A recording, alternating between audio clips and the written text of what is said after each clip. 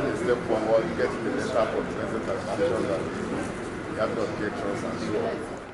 The Association of Consulting Engineers Nigeria and CEO CA Consultants. A round of applause, please.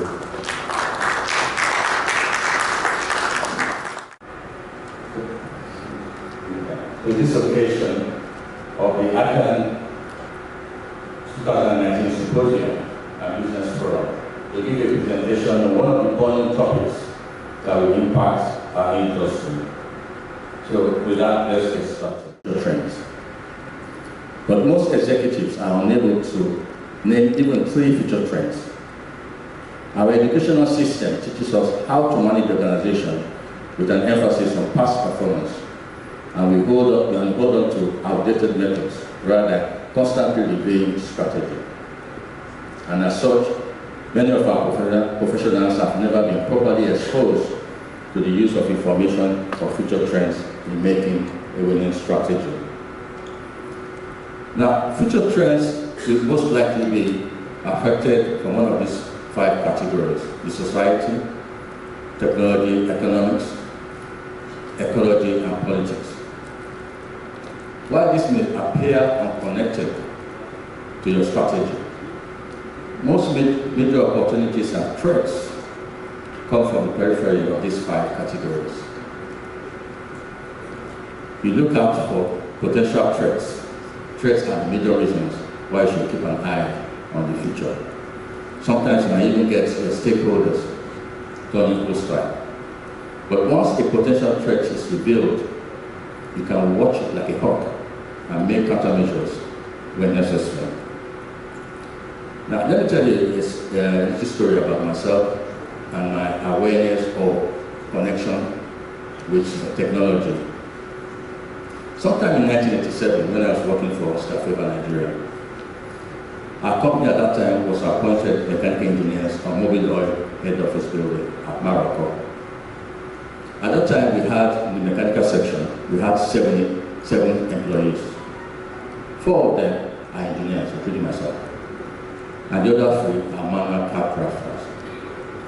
We knew the enormity of this project, and we looked up to our foreign partners, that is the UK, which is the main office in the UK, to assist us with this work, because we know that they have a complete floor of computing, which they call the computing section, and all their work at that time was done on mainframe computers.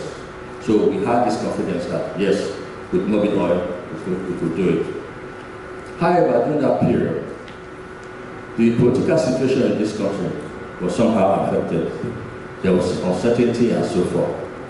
And to our surprise, our UK partners then said they cannot participate with this project. Then we now felt, what are we going to do? Who could we collaborate with? During that period, Mobile invited all the professional team to America for a briefing and scoping of the Mobile project. During our visit there, some of the Mobile engineers then demonstrated the capability of the PC computer. Don't forget, the first computer was brought out by IBM in 1983, and we're talking about 1987. And they then told me that there's no way the project can be done without a computer to do all the calculations, most especially the air conditioning. So after they actually advised me, this is what you go. About going back, coming through London, I stopped over and I bought IBM 386 XT computer. And the specification of that computer at that time, we had, as you can see on the screen, we had 10 megabyte hard disk. And then the memory, which is RAM, 518 kilobytes, right? And in addition, I bought this FC computer that you're seeing. Now, I have a computer, but there's no software. I started coming all the way in London to find out who could give us, I can buy a software from. Luckily, there was one small company, a very little company. They were doing software for air conditioning calculation, following the carrier type of calculations, which I'm very, very much familiar with. So I bought the software from them. They came to my hotel room to do demonstration, and they demonstrated for me, and I felt, yes, it's something that I recognize. So I bought it. It was on a floppy disk, as you can see there, 5/1/4. So I came home and I installed the computer in my bedroom. Every night I go down there and click and click. Of course, my wife cannot sleep because, you know, the old keyboard in those days, the moment you click on this, you start clicking, and she'll be complaining, I'll be clicking away. And I use IBM manual and so on to learn how to use the computer, because at that time, operating system was DOS 3, which was quite something else. And I sat out at home. After I got how to use it to some extent, I started using the calculation to start doing, it's a very risky business, I would say, start doing calculations for this big building at home in my house. So I would then bring this into the office to check it. I would say, somebody do a manual calculation, let us check the result. That is how we did this project. But we can only use it for air conditioning calculations. The others, we did it manually. As a matter of fact, it took us 6 months to progress from design to tender documentation. And mobile head office, they were really, because I told them it would take so long, they grumbled and grumbled, but they still allowed us 6 months to do the entire documentation. And then we went out to tender. By comparison, if you look at 1987, as I described to you, to 2019, you can see the exponential advancement in technology today. So, what's the moral of this story? Is that what is possible at that time is also possible with today's technology. Do you agree with me? I can hear you. Yes. So, that is the moral, that nothing is actually impossible. Now, let me move on. Now, the 3 things impacting the AEC industry. The first one is cloud computing. Companies are leveraging on this to reduce infrastructural and software-related costs, and in unfolding innovation opportunities. It is envisaged that the growth and the adoption of cloud-based services will be a game changer in information sharing and efficiency of services in our industry. The second one is the BIM. Everybody keep on saying about the building information modeling, printing and modeling. 3D printing or additive manufacturing is a process of making three-dimensional solid objects from a digital file. In an additive process, an object is created by laying down successive layers of material until the object is created. This can be quite useful for the architects. You don't have to go and use 3D. Of course, we've seen on some of the clips where the Chinese are using 3D to build houses. Well, most of them have seen that. But you don't have to go that far. Start with 3D printing. Start finding, and the cost is going down now. Start finding how you can then use it to start creating your own 3D models. It's now we spoke about at length yesterday, machine automation and learning. That what are they saying? In machine learning, the more a computer knows its ability to contrast and to contextualize, the better it is placed to suggest the best solution. I also put here 3D point cloud scanning. Now, this has been used in Nigeria here. If you look at the top picture, you see a 3D scanner. Now, it's a 3D scanner. Instead of you go to now taking measurement and so forth, all you just do is just put those 3D scanners there, and you get you an accurate measurement, accurate 3D file for what you're saying. For example, look at that complex graphics you see there. It was done by a 3D scanner. And what you have a warehouse, you have all the dogs, the parts and so on, and was able to do it. They've done it here, so it's not something that you see before. These details can then be transformed into digital 3D models that give accurate, intricately detailed pictures of sites and buildings. So it's not too far, it's here already. Now, for us, the engineers, conceptual design stage life cycle analysis. Now, because of the BIM model people are not using, You can now start doing all your life cycle analysis during the design. So it's not something that you wait until later on, you couldn't get it done. You do it right now. There are software and so on that can do this energy analysis for you. And then quantifying the environmental impacts and simulating the energy consumption of buildings components at the conceptual design stage are very helpful for designers, needing to make decisions related to the selection of the best design alternatives that will lead to a more energy efficient building. That is step one. Now, this is multidisciplinary collaboration process with BIM 360. Now, I put this there because this is the first contact majority of us will have in trying to start using BIM or trying to plan towards using BIM. BIM 360 is a suite of Autodesk Web-based applications that utilize the cloud. Practitioners in the AEC industry have used this platform to collaborate across multiple firms, over state bodies, and across oceans, as if they are working in the same building on the same computer server. That is this one. This is the first contact architect we get to now to be able to start using BIM because it's cloud-based. All you have to do is subscribe to it. It's not that much. And don't forget that majority of the software now is available on demand. You don't have to push an industry. Obviously, we haven't got to this stage, but this is where it is at the moment. Digital is also driving connected construction adoption. You have drones, you have wearables, you have augmented reality, and so forth. Some areas they begin to use space high-tech in order to be able to do construction work. Then what happens then in this sort of situation is that human workers will be needed only to manage and supervise projects, set up robots, and perform robot maintenance. This is the places that robots and everything will displace a lot of human beings. Not that human beings will not be required, they still be required, but they will be fewer than they were being used at present. I put this picture here, I hope it will be clear.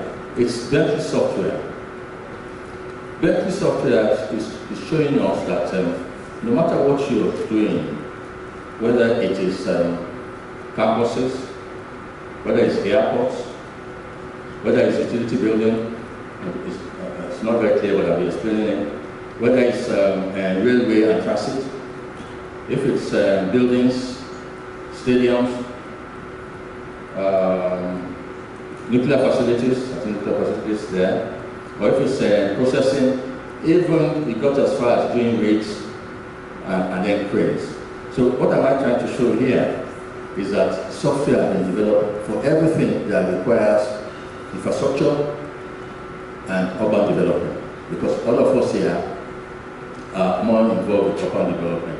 I know that engineers do a lot of infrastructure work, but there are software available right now to assist in doing that. Bentley is one of those software that are similar to Autodesk. Here are some of the value created during design when you're using BIM.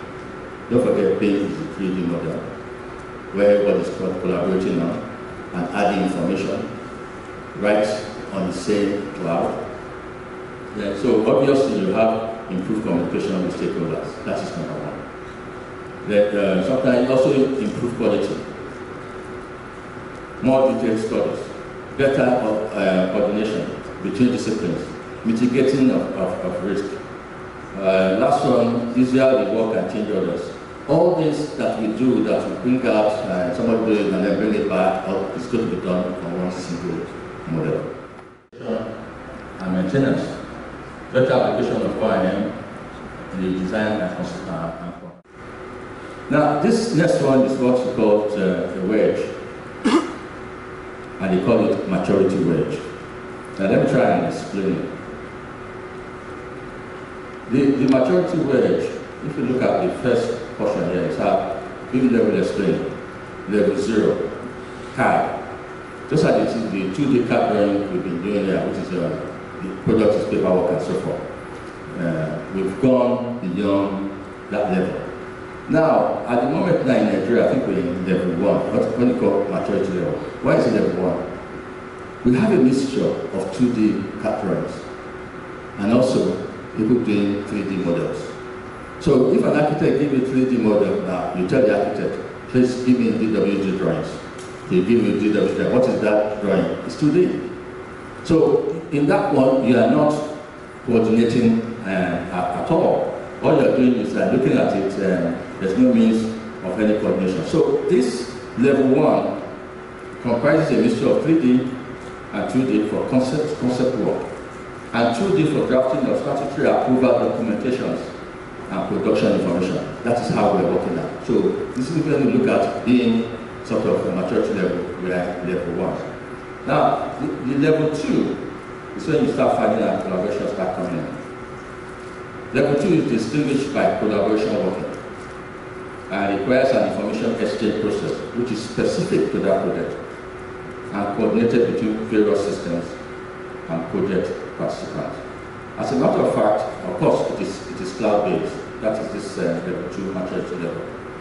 In UK now, the government says the minimum level any construction work in UK should be designed to is level 2. Right? And you can start on your own accord, certainly going forward, but that is not a problem. And that. Now, what does this level 2 is? I've already explained it, is the collaboration of this thing. But look at the drawing itself. That you have the BIM models in the cloud. Of course, you have BIM protocol. That BIM protocol, somebody must have a BIM project manager who's managing it, right? And managing the coordination and then putting it in the cloud. And the thing about it is that all the other disciplines all work on that cloud model. And each of these firms that you see surrounding them and contributing to the BIM and the cloud level, they don't need to have the same software. Some people have been using ArchiCAD software, some have been using AutoCAD, some have been using S3 or EXR. But because of the protocol of the BIM, so it is interoperable, so that we can work along with that. So you are not going to be disadvantaged that, look, I don't have this particular software, and as such I cannot participate in it. No, that's not true. Because the BIM has an open protocol that can actually collaborate with so many different software. Moving on to that, I just put this one there. It's something from AutoCAD, which tries to put it on a single sheet, the integrated project delivery using BIM.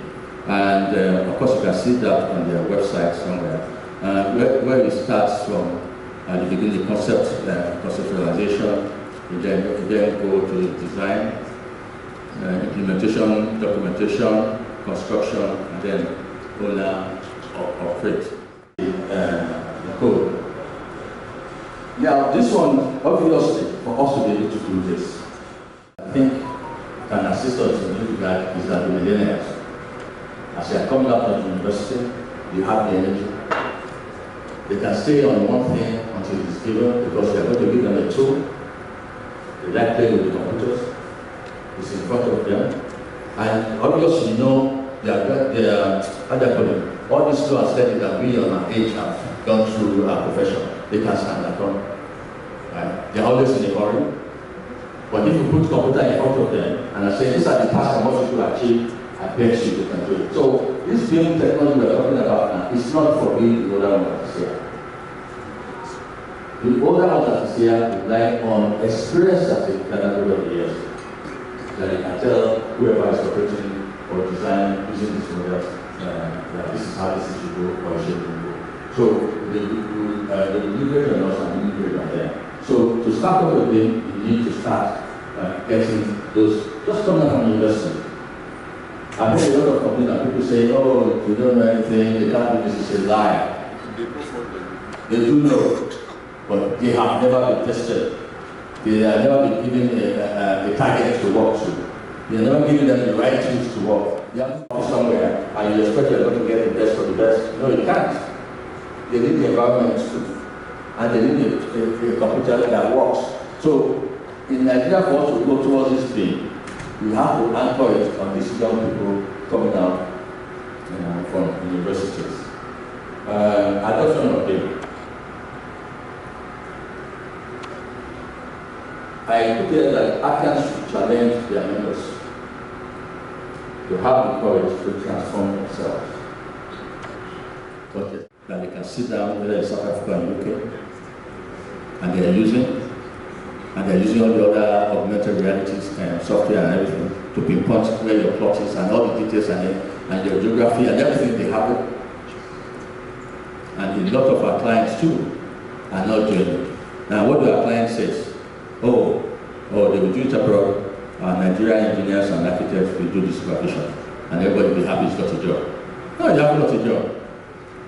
Because whatever they are doing, coordinating the model, you are not there, you don't even know how to do it. But they tell you that, okay, after they tell us to address everything, Nigerian engineers will be, or Nigerian architects will be kind of supervision only.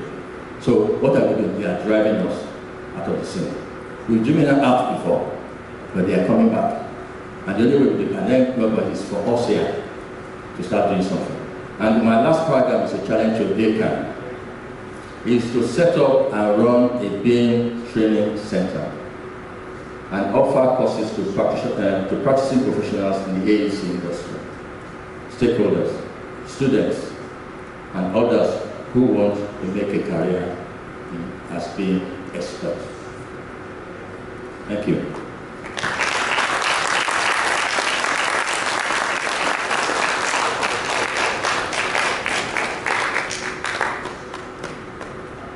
Thank you very much.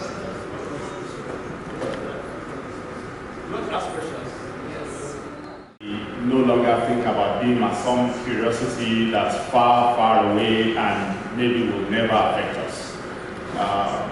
We are now at the stage where we know for sure that this is something that we have to engage with, master, and begin to deploy within the industry. Engineer, I think I mentioned earlier the UK BIM initiative, which kicked off, I believe, in January 2016. It kicked off because the government came to realize from research that it would save, I think it was 35 to 50% on the cost of every project if the project was driven with BIM. And we might think that, again, in terms of having a government mandate, because these mandates are cropping up in different parts of the world, in the US, in Australia, and other places, but there's none in Africa yet. We shouldn't breathe a sigh of relief, because even if our governments do not come up with it themselves, because we're so dependent on external funding for our major infrastructure projects, I see a time really soon when the international lenders will begin to demand, because they want to see value for money, they will then demand that projects have to be BIM driven. And then, as we know, that then catches on. In about 1989-88, when AutoCAD was similarly a curiosity in Nigeria, one of the things that drove adoption at that time was that the architects and engineers who were working for the oil majors, and I can see some of the guilty parties here, were forced to produce drawings with CAD because that was what those employers wanted.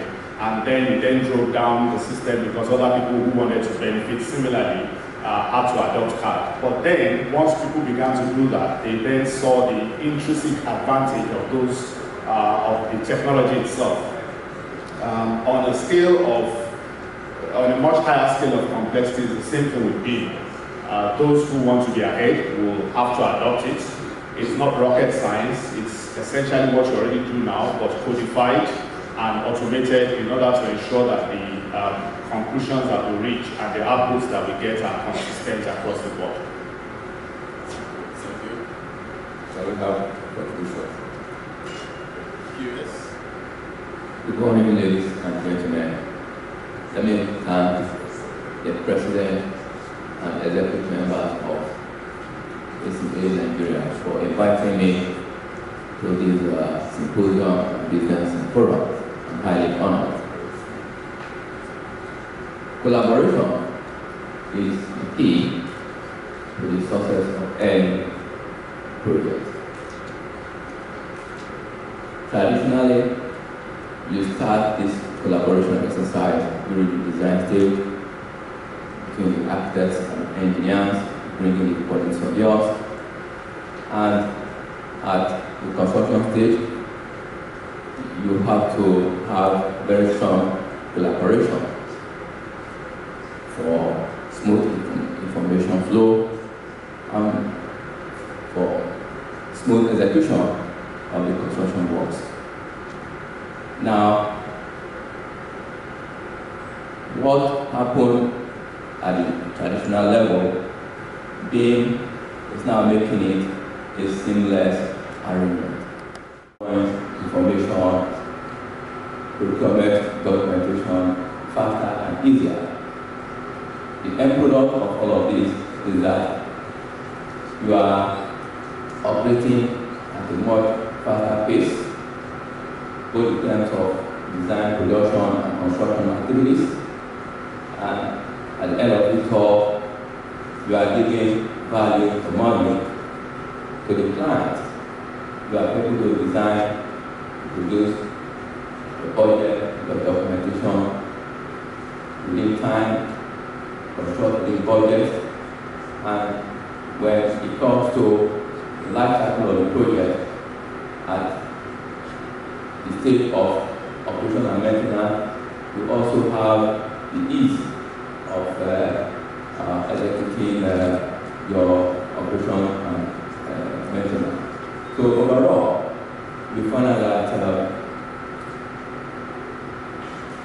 both the client, the consultant, and the contractors have no option than to collaborate, have the opportunity of a software, the BIM, to operate and execute projects seamlessly. It is good for the construction industry, for the architect, engineering, and the construction industry, because you really do not have those traditional boundaries anymore,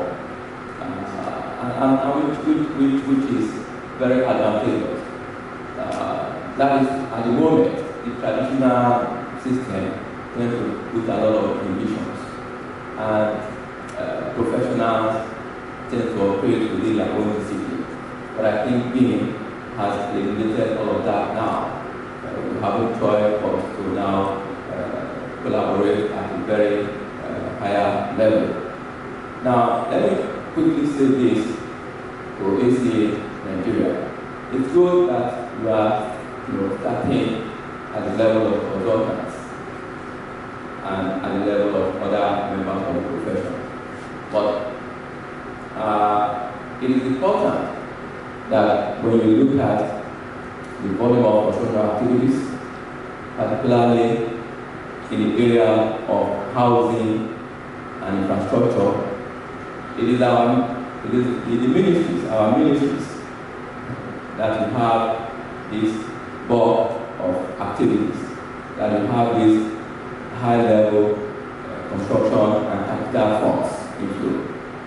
Now, from what Engineer Kayomi said, followed by what Kayo has said, see, the UK government, took the bull by the horn by saying, from 2016 for England and Wales and 2017 for Scotland, the minimum required BIM level is 2 for any construction activities.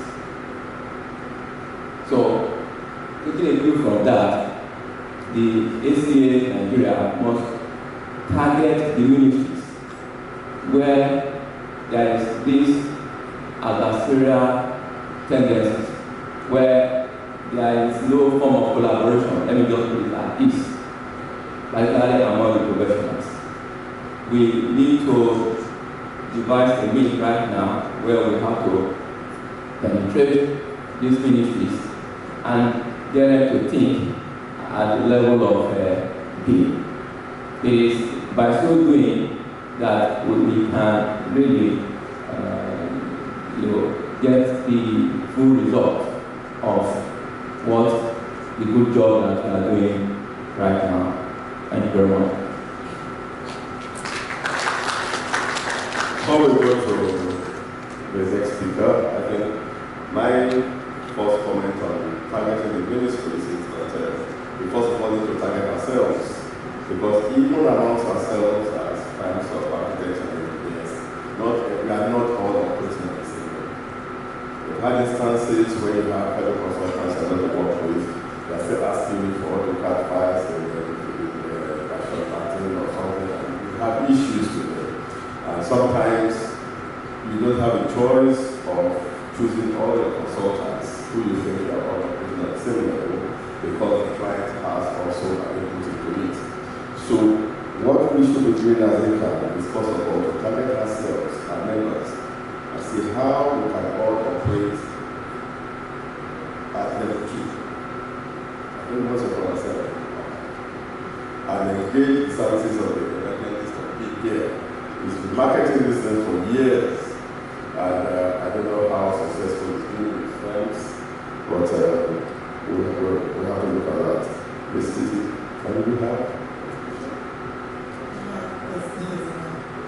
Okay, I'd like to say that for me, I'm an interior designer and representing the Interior Designers Association of Nigeria. One of the key issues that I've seen that would help the growth of collaboration in the future is the vision has to be clear. I like what the good book says, write the vision, make it plain, so that everyone that sees it will work with it. Most times on a project, or even in us developing society, the vision isn't clear. And that's one of the reasons why we have major issues.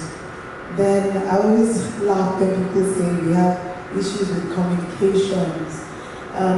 We work on projects where the architect has a totally different language, the engineers, and because the clarity of the project isn't there for some of us, I'm just speaking from experience, what happens is the end result is not what we're expecting. I like what he was explaining about the engineer. He was talking about bringing in foreign designers or architects and all that, working on projects. The whole idea of design is hands-on. As an interior designer, I've had people bring projects to me that some foreign interior designer has worked on, and they'll say, oh, okay, we couldn't afford to pay, they've worked on this, but you have to complete it. That's not the process of design. The process of design is from start to finish, and I usually just say, I don't want to work on someone else's design. I want to be able to create it. We're very cultural. It's very important that we understand, and it's difficult for foreign interior designers that don't understand how we live to actually come and design for us. So I think that's my opening. Thank you. Right, this is the performance target that we are looking at. When you give them that free hand, they can even be in the bathroom doing your work.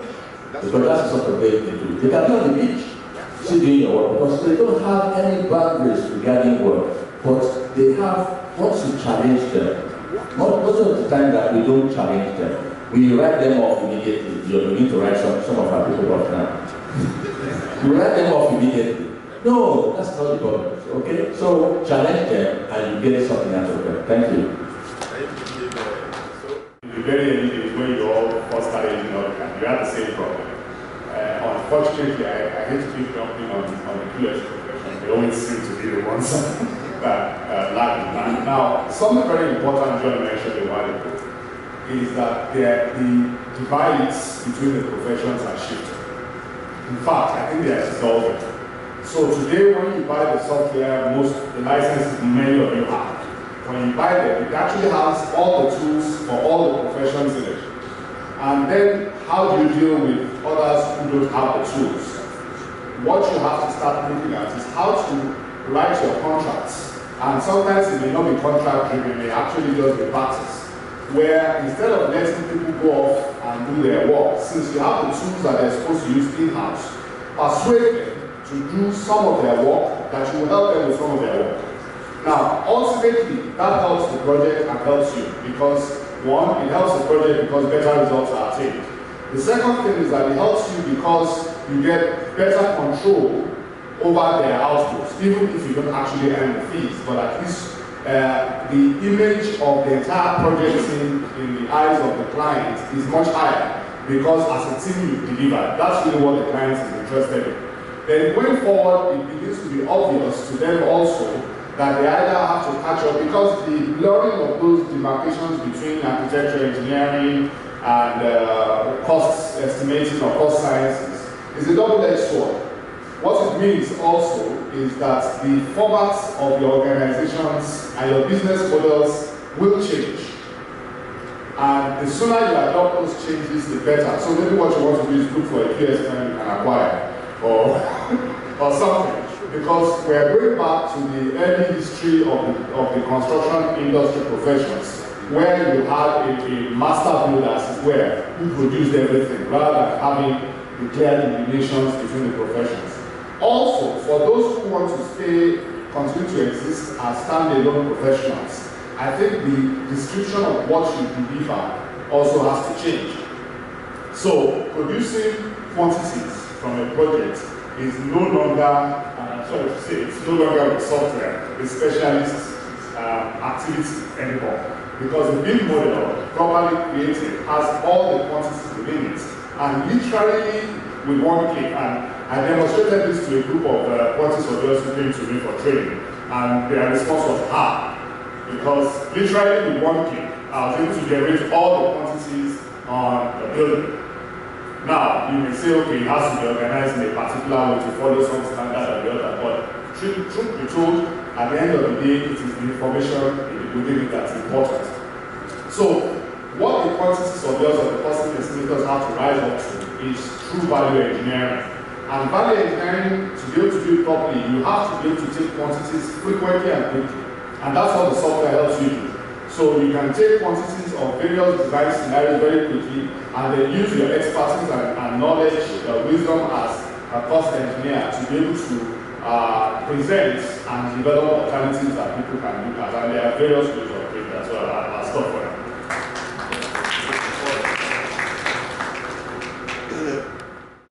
The moment you're not having all the other people collaborating with you, you don't have them. You just have software lying on your computer. So let's just be quiet and you haven't reached level 1 and you're saying you're level 3. So we are talking here now. Capacity for you may have the capacity, but even the capacity is dormant. We won't consider it as such. Just like you tell Nigeria has the potential to be great. It's not so. We have that potential for the last, I don't know how many years. Then somebody then says Nigeria is a stupid giant. When is giant going to wake up? So we have to be careful on this. But definitely what you said about coming together and collaborating, that is key. But at the same time, for example, we in Acan, we have training school. Although in our training school, we are not dealing with BIM and that sort of thing, we are dealing about businesses and so forth. But definitely, the way it's moving now, we will now start thinking about how can we get this done. It's not something that a firm or an association alone can do it. And I agree with you that it has to be cooperative. You mentioned about federated, what do you call it? Federation of Builders. Okay, Federation of Builders, yeah. It's something that, yes, we can also start and consider. But that one, actually, Acan must be ongoing. It's not something that we're not going to push the work to somebody else. You, as the main conceiver of all these models and so on, must actually take the lead and start looking at this in terms of training. And then, of course, we can collaborate with the other things, with you and also the other guys, that we could move this thing forward. But our target should be maturity level 2. That's what we should target now. I was looking forward to someone talking about education. Education is actually something that is close to my heart because I know that, let me use myself for example, I studied interior design, and at the time I studied interior design, we were doing freehand sketches, we had to cut from magazines. Now, At that time, it was good. But just like 2-3 years after, the world just changed and people were using all sorts of softwares. The reason we do continuous professional development is so that we're continuously educating ourselves. Even on the world body, I'm on the board of the world body for the interiors. I'm actually the president-elect. And even on the global level, we are rethinking design. We're saying we need to think about it. The world is changing. How do we catch up? So it's a global discussion. But I'd like to say in Africa, one of the major problems we have, I think we have a lot of, we like meetings, we talk a lot, but action for me is when you begin to do research and development. Even in big organizations today, we don't have research and development. The research and development is, okay, this is now happening, how do we make sure that we catch up? How do we make sure that what we're doing is actually relevant today? Most of the things we do are not relevant, and that's why it looks like there's a disconnect between the millennials and the real world. For Lucas. Okay, I just want to respond to some of the things you said. That how do we not get pain? Pain is not, we don't have pain or pressure or anything at this present point in time. Sorry. Architect Major mentioned about the first one, which is training, right? This is where the core of the thing is going to come. And training, to not for us to advocate for the university to start looking at training.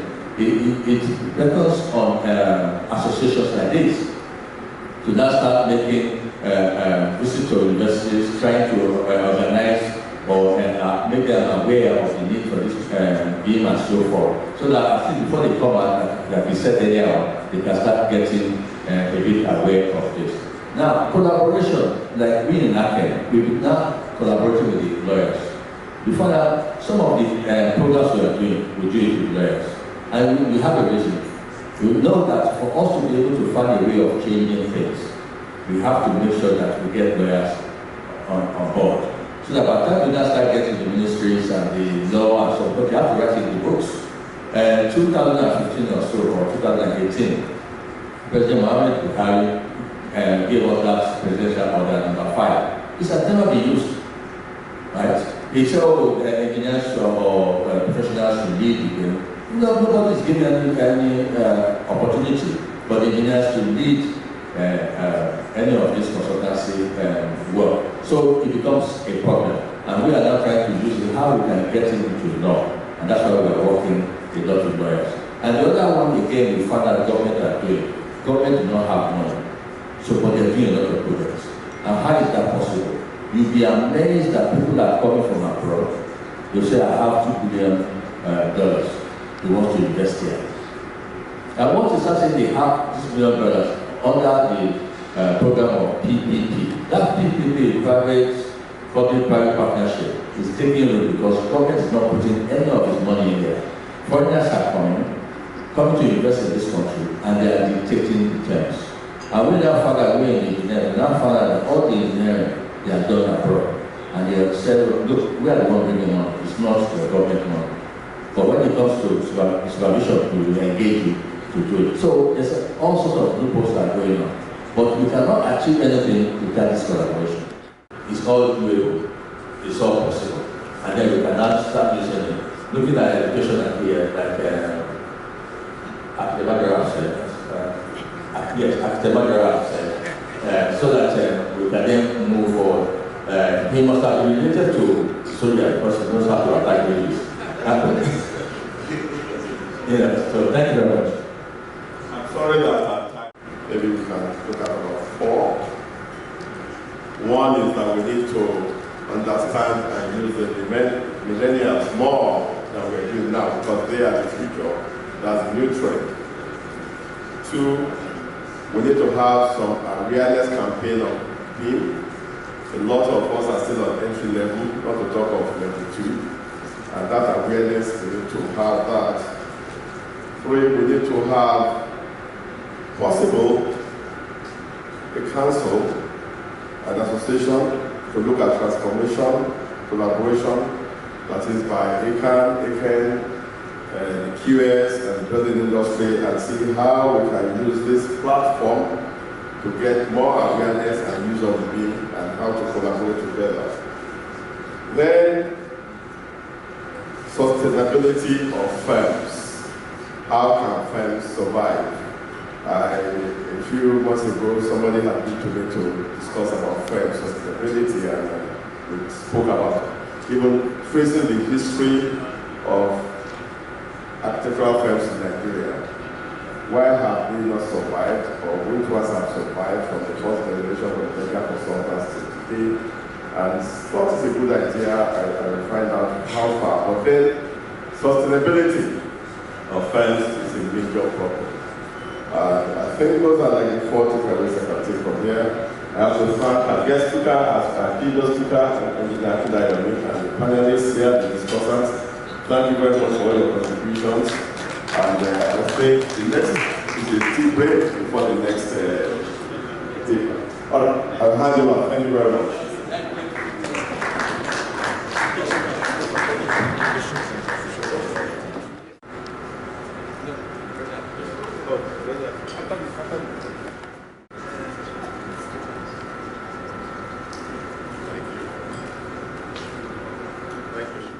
Today and yesterday talks to future, talks to technology.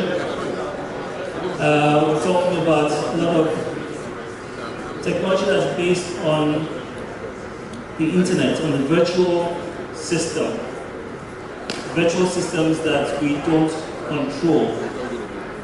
Who owns the cloud? I ask. We don't control the cloud. We don't control the World Wide Web. All businesses today seem to be based on. All businesses today seem to be online, virtual businesses. But the minute somebody throws a switch, everything comes crashing down.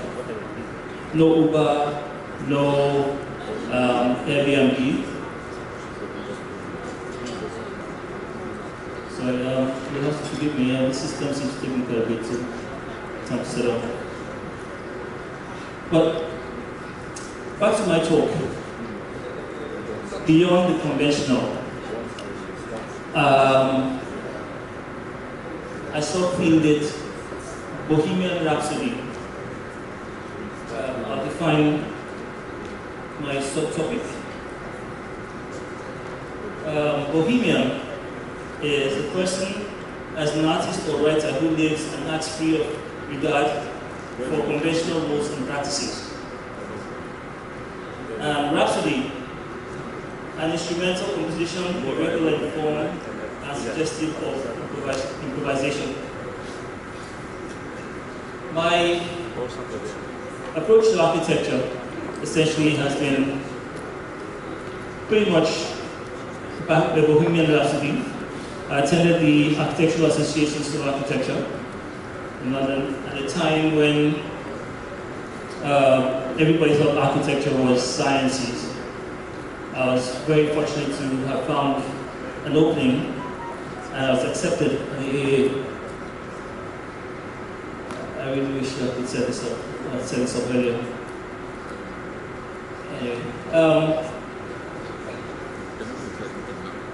I was born in 1959. My parents were Luther and Manka Boston. My father was an aeronautic engineer. He worked in Nigeria for many years. My mother, a fashion designer or seamstress in those days. I attended Gobi College, where I later on became a Merit Award nominee. Same year, I was made a fellow of the Nigerian Institute of Architects. So please, you just have to forgive me a little bit longer. 8. And as most of you know, I mean, I'm not sure if is anybody else at the AA here, apart from Kunle Diliji, who's probably behind me somewhere. The AA was essentially a school that chewed you up and turned you into something you would not recognize after you left. You came in as a normal human being and left as a programmed geek of sorts.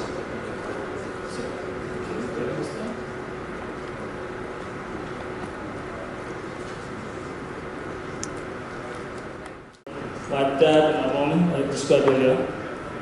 I was born in Lagos Island, and that's an 1885 map of Lagos Island that was drawn up by W.T.G. Lawson, who was my great-grand-uncle.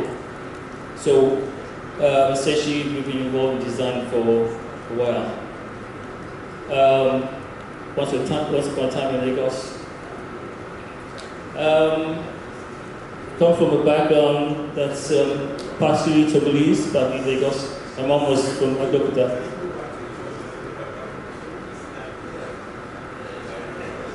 That's Lagos in the 60s. That's the old Carter Bridge, Dumota.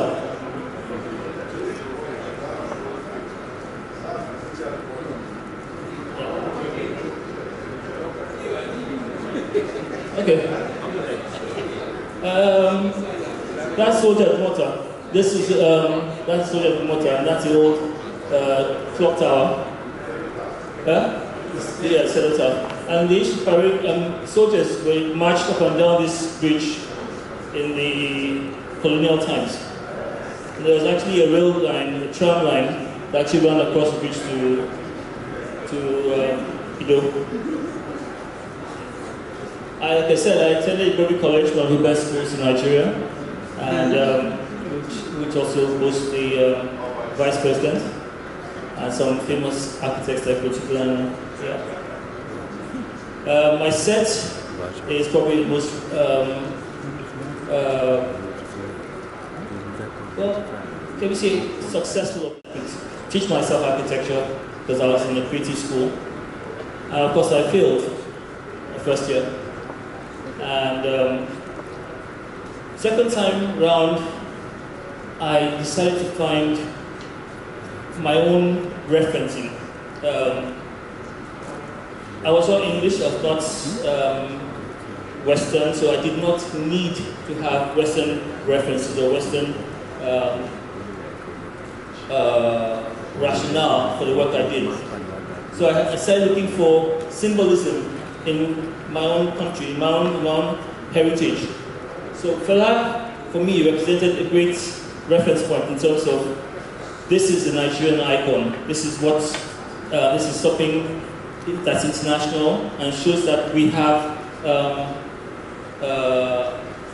value to add to the system.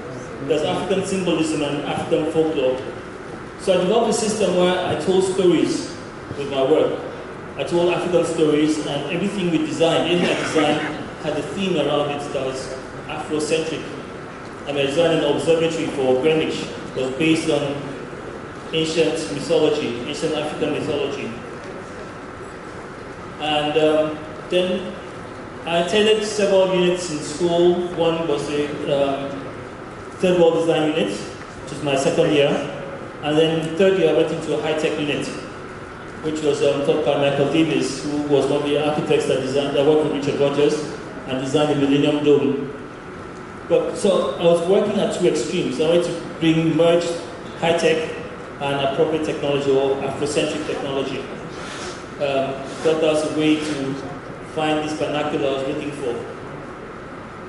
So I called that appropriate technology.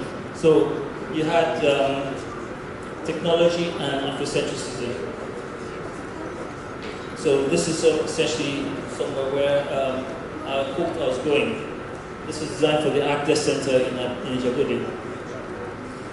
After the AA, I moved to Jos, but I felt Jos was an alternative capital, should have been an alternative capital as opposed to Abuja. Essentially for the younger people, the younger generation. I felt Abuja had been abused with corruption and the briefcase architects in those days. I felt I wanted to get more of the younger people to settle in Jos. Well, we all know what happened to Jos at the time. In Jos, I came across MOTNA, the Museum of Traditional Nigerian Architecture, where I did some research, and that led me to design the Bauchi State Museum. I was invited to design the Bauchi State Museum in 1986-87. Thereafter, I returned to Lagos and set up a firm, Total Consult. And our first major project was to setting out the Abraka Turf Club in Abraka, Delta State. We did the master plan where we did the layout of the whole park, and we built the early buildings, including the clubhouse. Then, as fate would have it, I stumbled accidentally, a couple of friends of mine asked me to design a stage set. I was right here on this same stage, this same venue, for a fashion show. Two lady friends of mine.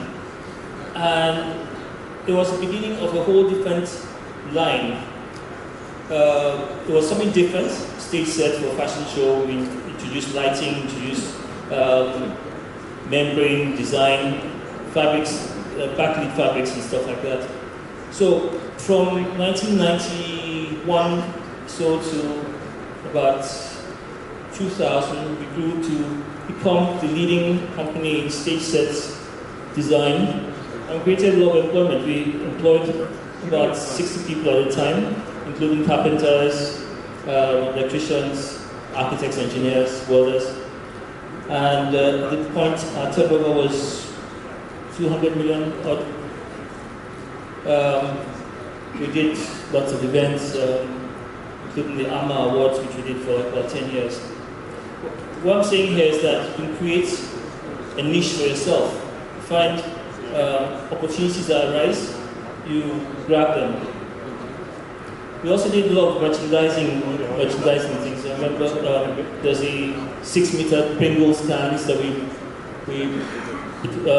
think we had about 20 of them all over the country, all over the West. And then a lot of merchandising materials as well. We did exhibition stands. One was a stand for Peugeot, the Peugeot Fair. And we built all sorts of pavilions for trade fairs. And interesting thing was the grandstand we saw there, cigarettes. And that particular day we had a minor disaster, a small little oversight of one single strut that failed on the night of the event. It did not collapse, it just settled, and at that point we had these 5 grandstands that were condemned for that night. I mean, imagine all the effort that went into that, and just a simple strut caused. So we promised the client we'd get it right, and we placed that strut. And this was now the Black Heritage Festival in Badagry, which we set it up again for. And we invited clients to come and look. It worked very well. I thereafter decided to focus on public spaces. I thought public spaces was more my thing. It's more. I found residential buildings a bit banal. I thought public spaces had a lot more to give and a lot more exciting. So first major job we had was Motherland, which was for Lakbaja. So it's built about 20 years ago. It's under construction right now. But it was a very popular venue. And you all know Freedom Park. The story of Freedom Park is one that taught me another lesson, major lesson. Freedom Park originally came from brainstorming session between architects called the CIA, Creative Intelligence Agency, and this was set up in 1999, where we thought we should talk about Lagos in the millennium. How do we address the issues of Lagos in the millennium? different firms came up with different ideas, including traffic management. I think this firm did a multi-story the multi-story car park along the marina, including the roof garden. I think design group did a traffic interchange along at CMS. It's funny, some people proposed BRT lanes as far back as then, including dedicated Okada lanes. But I wanted to create a park. I felt Lagos needed a park. Lagos needed a central space where people could come to and get away from the offices, especially Lagos having become so dense. I had this area boy wahala going on at the time. Lagos needed breathing space. So the first concept was to create a park in the center of Lagos. And after visiting the site, we realized the history of it and that it was the first colonial prison, and it had people like Awolowo, Jakonde, Paimodu, and Nahoro had all been incarcerated there. So it had history and was should be more of a hallowed site. So there's a green space, there's a memorial park, and then how do you sustain this? How do you make this work? The concept now evolved to invite artists, musicians, artists, to adopt the space as theirs. So to create a community for the park, or for this space. So with the death of National Theatre, a lot of the theatre practitioners actually moved in and adopted the space. So we had regular events happening there. And it's grown beyond that to accommodate other professional bodies like the NIA and others. My offices are there right now, and I can assure you that it's probably one of the coolest places to work because you get the cleanest air in Lagos, filtered oxygen. Right, soon after that, okay, so let's go back to 1997 when Fela died. Fela, like I said earlier, was a mentor for me getting out of school. So when he died, I went to the family and offered my services as an architect to design and build the tomb free of charge as a tribute, as my tribute to him. So they put the drawings and that was done. I think it was 15 years later, his house, where the tomb is now, became, the time the tomb was done, the building was still occupied by the family and members of the band. So it was pretty run down.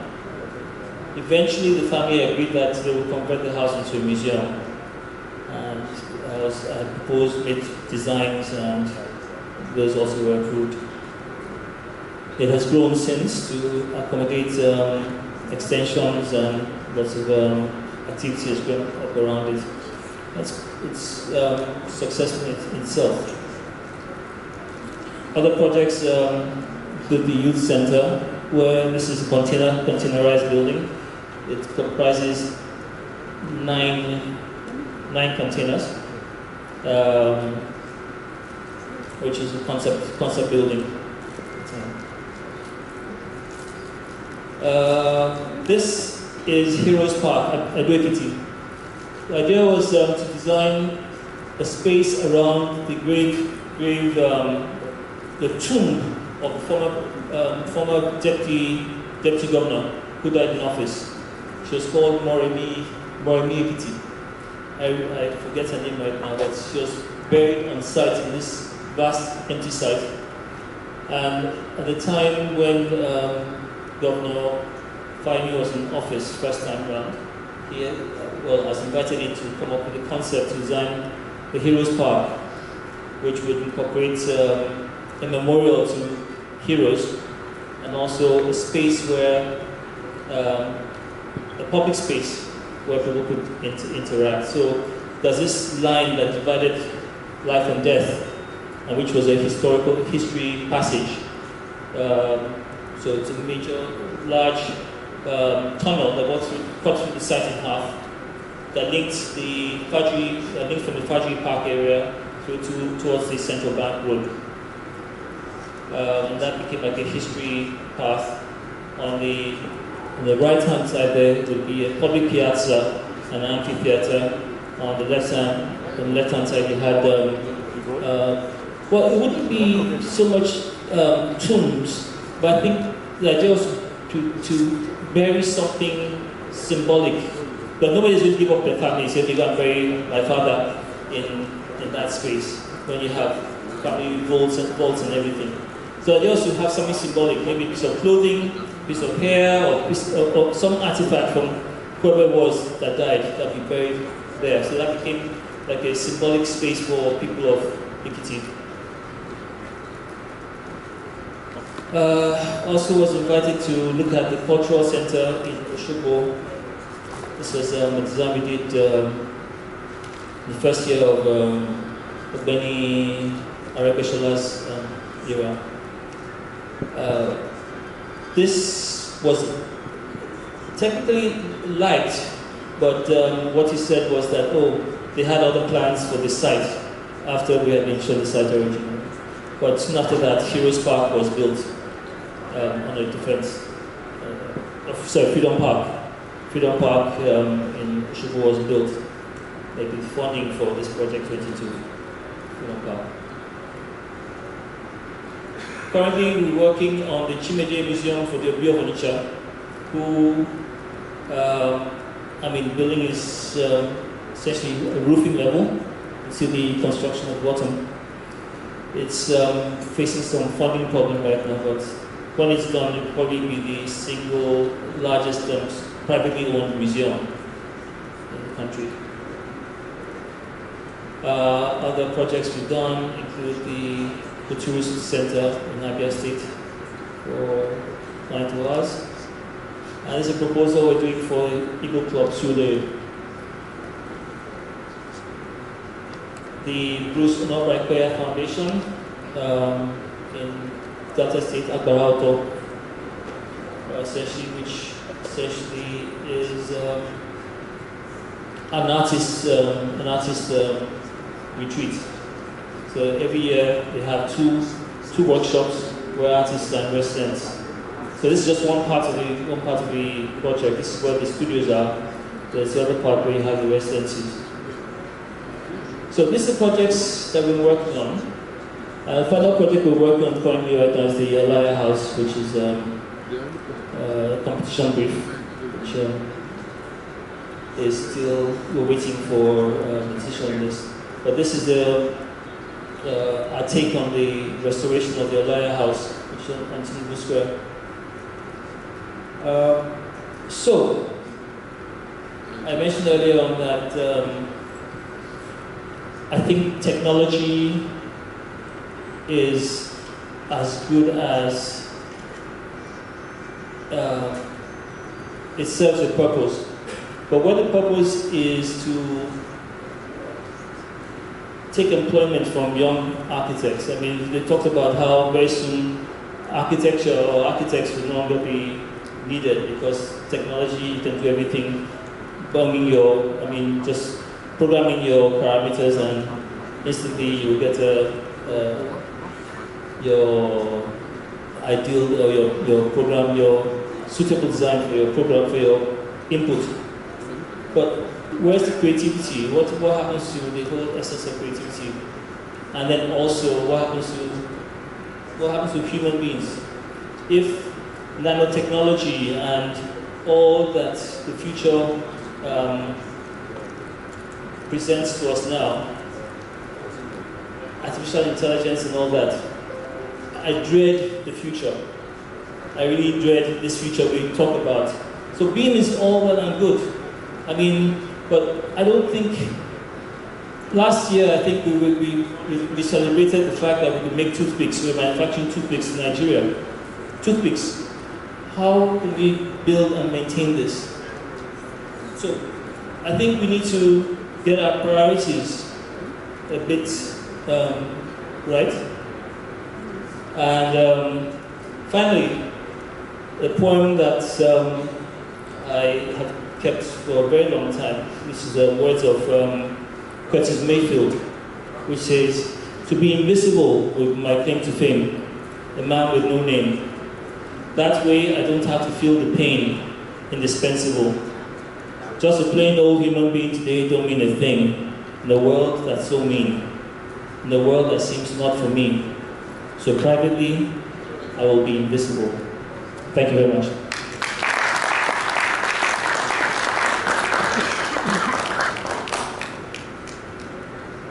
Thank you, sir.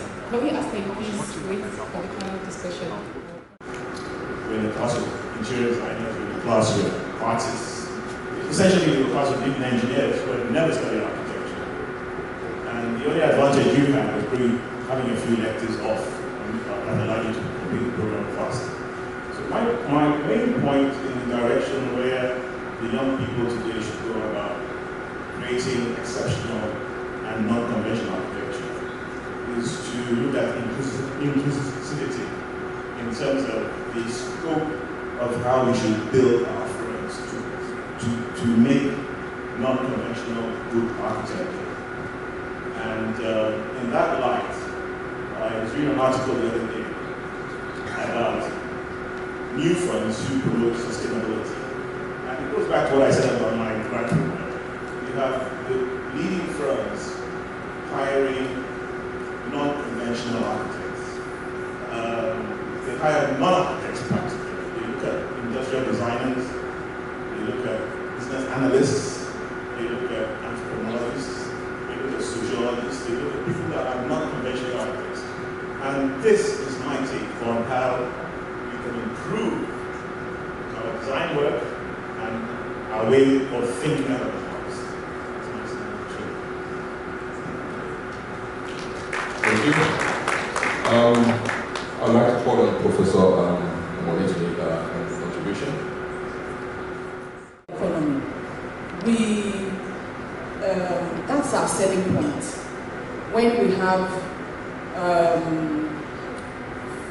most people who want a flavor of something Western. At the same time, you can't compete with the Westerners with their own brand. You have to have your own brand. And I think that's also what makes a sustainable practice. We need to give our practices in every dimension, in design, in professionalism. We need to create our own brands. I mean, and that's the way we'll sell. So he's just come with his brand, not really being unconventional, but just, I think it's his brand and it sells him for who he is. When we were students, I could tell, okay, this design belongs to so and so.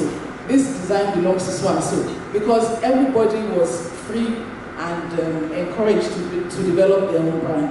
And I think this is also the essence of architecture. Your own narrative in your design. And without that, it's not going to be, you're not going to create your own niche. You're not going to have your clientele. Because we have different types of clientele and different types of clientele wanting different types of things. And as an educationist, that's, I think, the most important issue in education. Yesterday we were talking a lot about, technology will it take our job? Never. It can't, because there's the 90% reiterative actions, the things you repeat, and the things you need to get the computers and the internet to do, or the softwares to do for you. But then there's the 10% inspiration and brand, which no machine can take away, which you have to put into, and that's the essence of architecture. The technologies just release us from the burdensome work to have time to think, like architect Lawson has had time to think. I tell my students, look, there's a lot of work that you have to do, but this work is thinking. Most of the work that goes into design is thinking.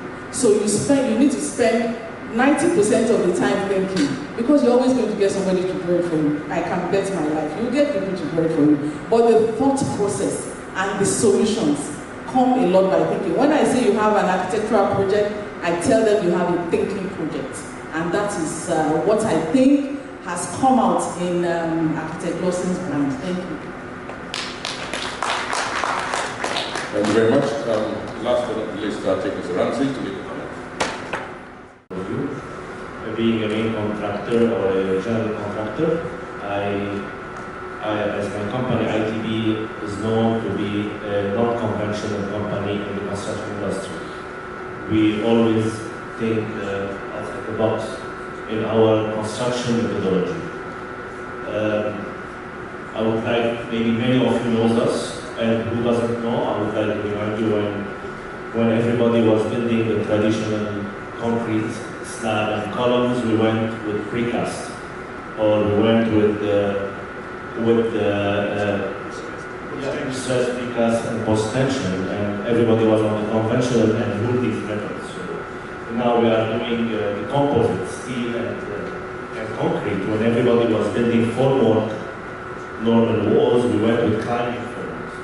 So that's from the direct structural point of view. Today we are in the high-rise building, we are moving ahead and saying, why should we build block work on the facade when all the buildings are to be cladded? So why don't we do our structure and then install composite panels which are cladded from outside and already boarded from inside, so you avoid a lot of consequence of the work. So you don't need to do anymore your facades from outside, you don't need to do your plastering and painting from inside. So this is something we are studying currently, and eventually it will be adopted in our construction methodology in the future. 6 months ago, we went around to about 6 or 7 architectural firms in Nigeria. And it's also something related to the topic that was discussed before about the BIM. And we told the architects, the few that we met, that we have a tool called Avalon. Avalon, you can search it now on Google or YouTube, you can know what is Avalon. It's a tool that allows the architect from his BIM or Revit models knows how he will have his whole structure. He will walk inside eventually, he will have a room as big as the stage. He will stand inside and he will walk throughout the whole project just by inserting his Revit models to the people that are utilizing the software. We did a presentation to them, we showed them that this tool can be used by the architects from the inception stage before you call any contractor. You can do your designs and call your client, your developers, gentlemen, please, let's go and see that your building house good.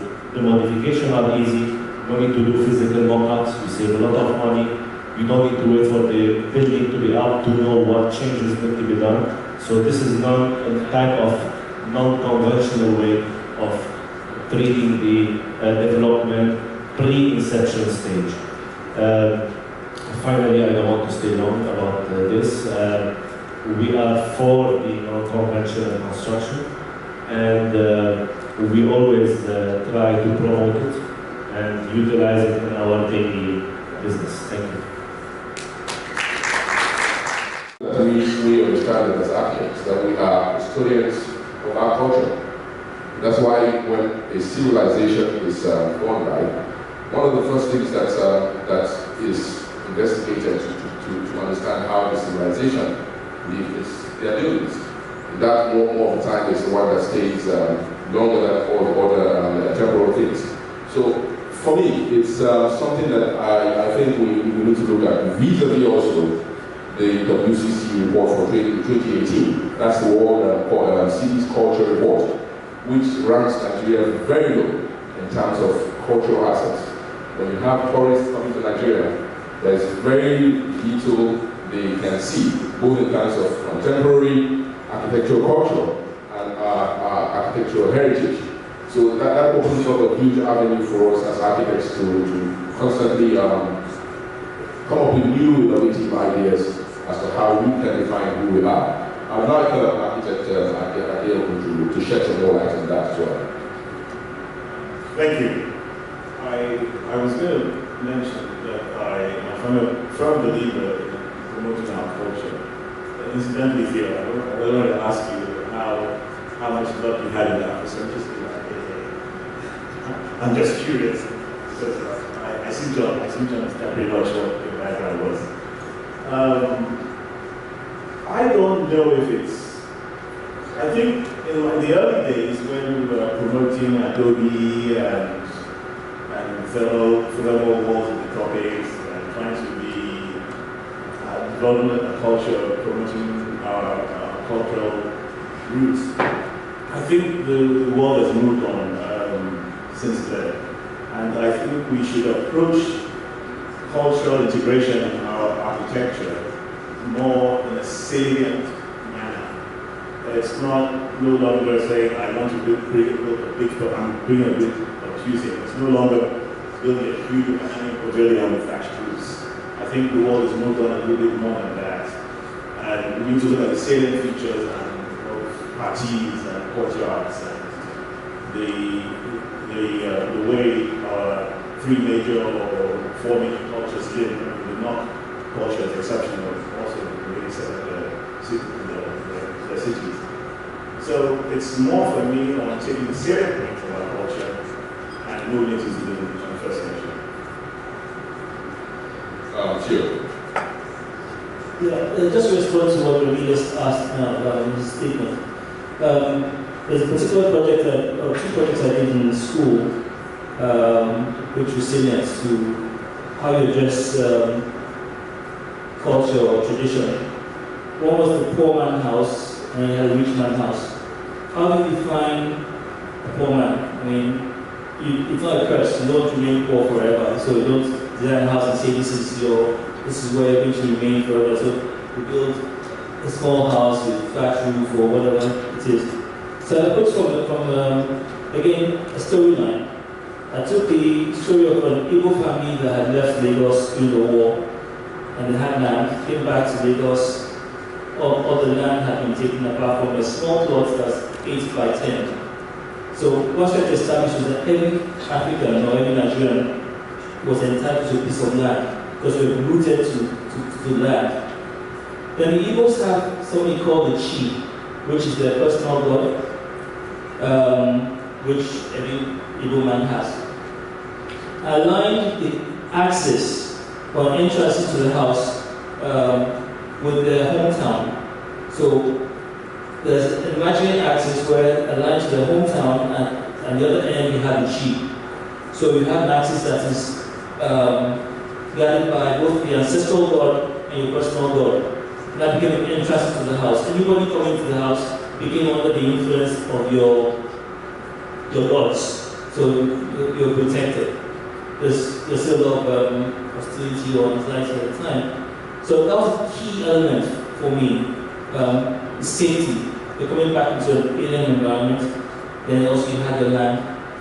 The other issues around it, your day room, your night room, your other things were immaterial, because the core essence was security. In the case of Richmond, I took the issue of libation, where you do that. You pour libation in terms of, for everything, that every blessing you receive. So what I did in this case was to channel a stream that came through the house and poured out over a cliff where the house was set. So the house perpetually gave libation. So it's not about using thatch or using your secular forms to say, but using our beliefs and traditions as integrating that into your concept. That's the reason why I do what I do. I don't, clients tend to come to me because I have done what I've done, and it's from the work I've done that I get higher clients from. So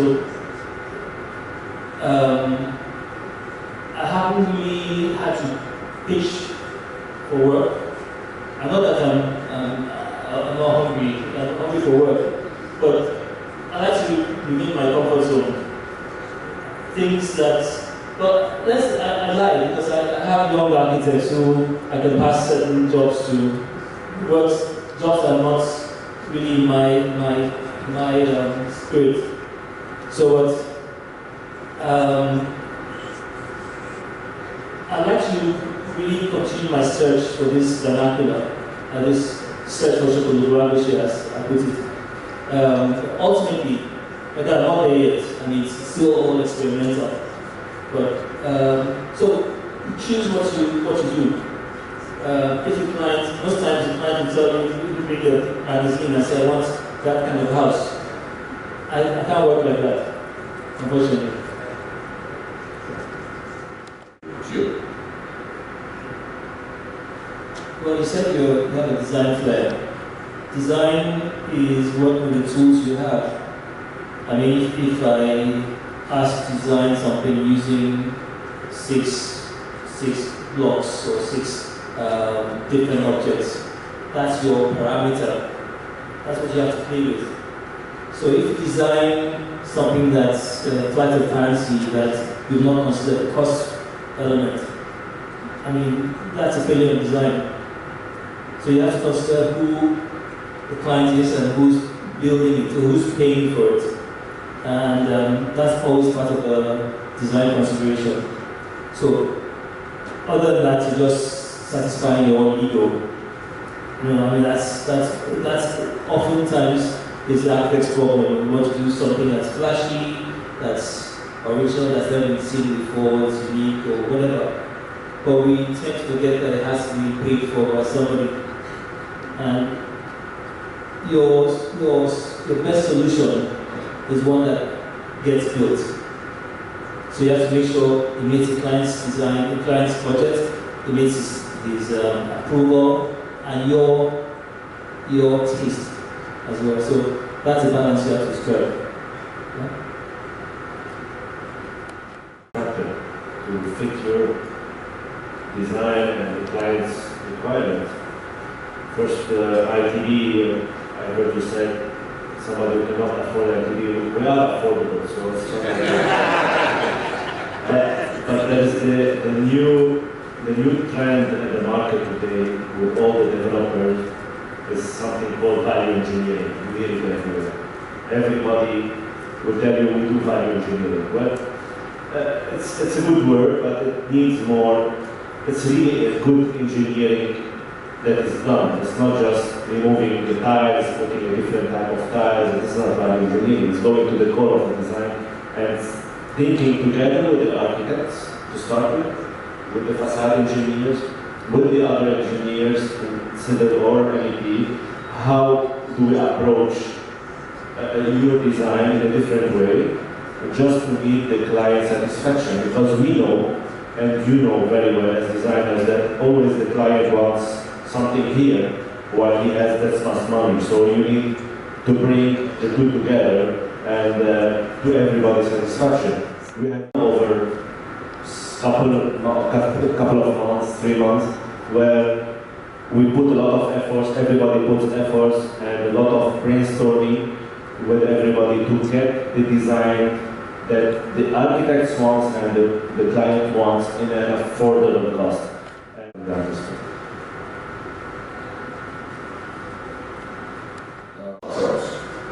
In the typing market of generation, create the niche and then stick to it. Education that ensures that students think out of the box, that's another, and then designs need to have a strong local context, very, very critical. And then last but not least, that we need to interrogate our passion. When you interrogate your passion, it takes you to that part of your being that you find your comfort level for. And last but not the least, value engineering, that there is room for unconventional designs and architecture in the current situation of procurement, where there needs to be a strong collaboration between the contractors, the architects and the clients from an early stage in order to achieve the best possible outcomes. Thank you very much to our speaker and to our panelists. Thank you for listening.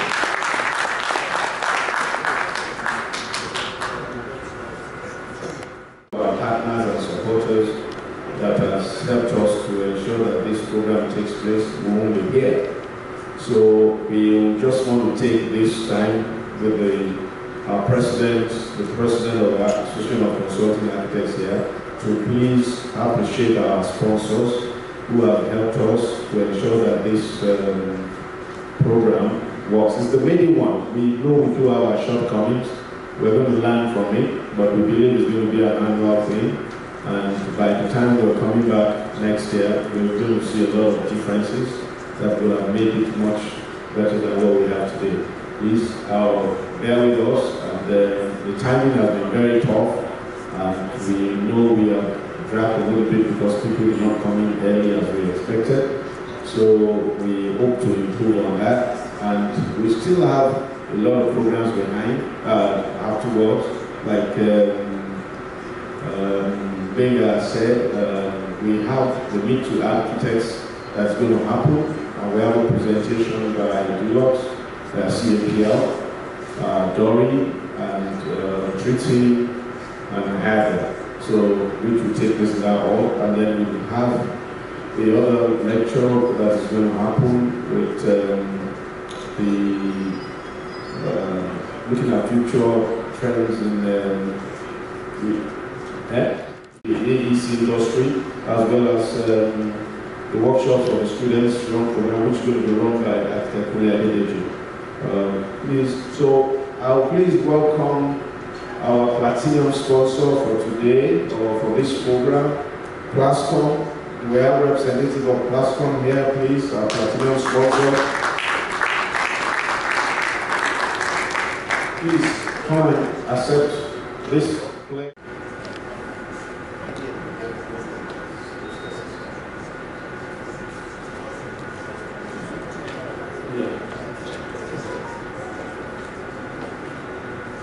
Plascom to you, that's the president.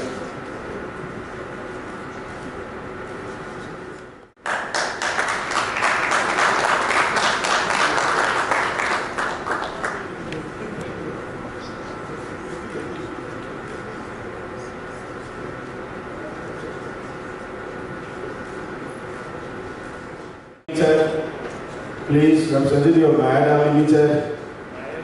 Maeda Limited. Okay, if you're not there, we'll step it down. I saw some of them around. And then we have ITB Nigeria Limited. ITB Nigeria Limited. We really appreciate it.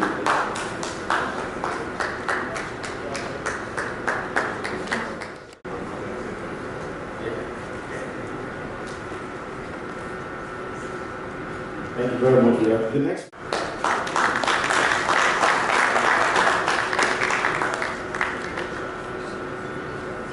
Please, I beg, kindly appreciate our sponsor. Now, thank you. Without them, we're not here. Thank you. Please.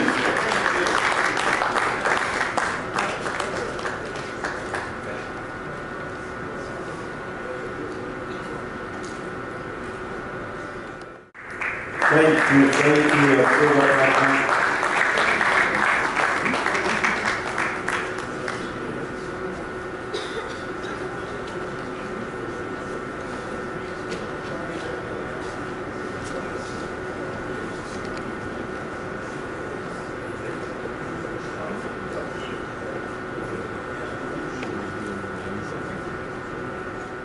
Nigeria Limited. We still have our speakers that have been very beneficial to us, that have given us all various ideas and looking up to the future and making very nice presentations. We really appreciate them. The majority of them are part of us, they're architects, and you know the level of deliberation we had yesterday, and with architects OPA Ladina. Please can you come up, sir? Thank you.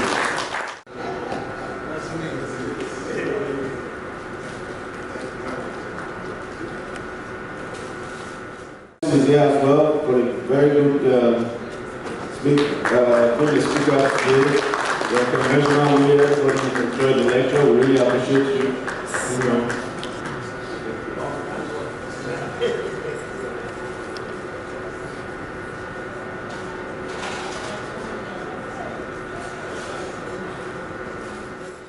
Acan, We gave a lecture this morning as well in terms of collaboration and future trends.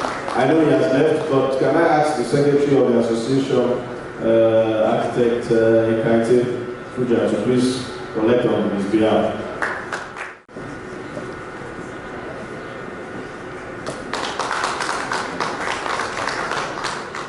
Here yesterday and was ably represented. That's Architect, Alhaji Samad Rabiu, who is the MD of BOA, and he was ably represented by the Managing Director of the Mining Division, Mr. Engineer Abiodun Abe. And I know they're not here in the hall, so the President has said I should take it on their behalf, and I will make sure we deliver it to them. Thank you.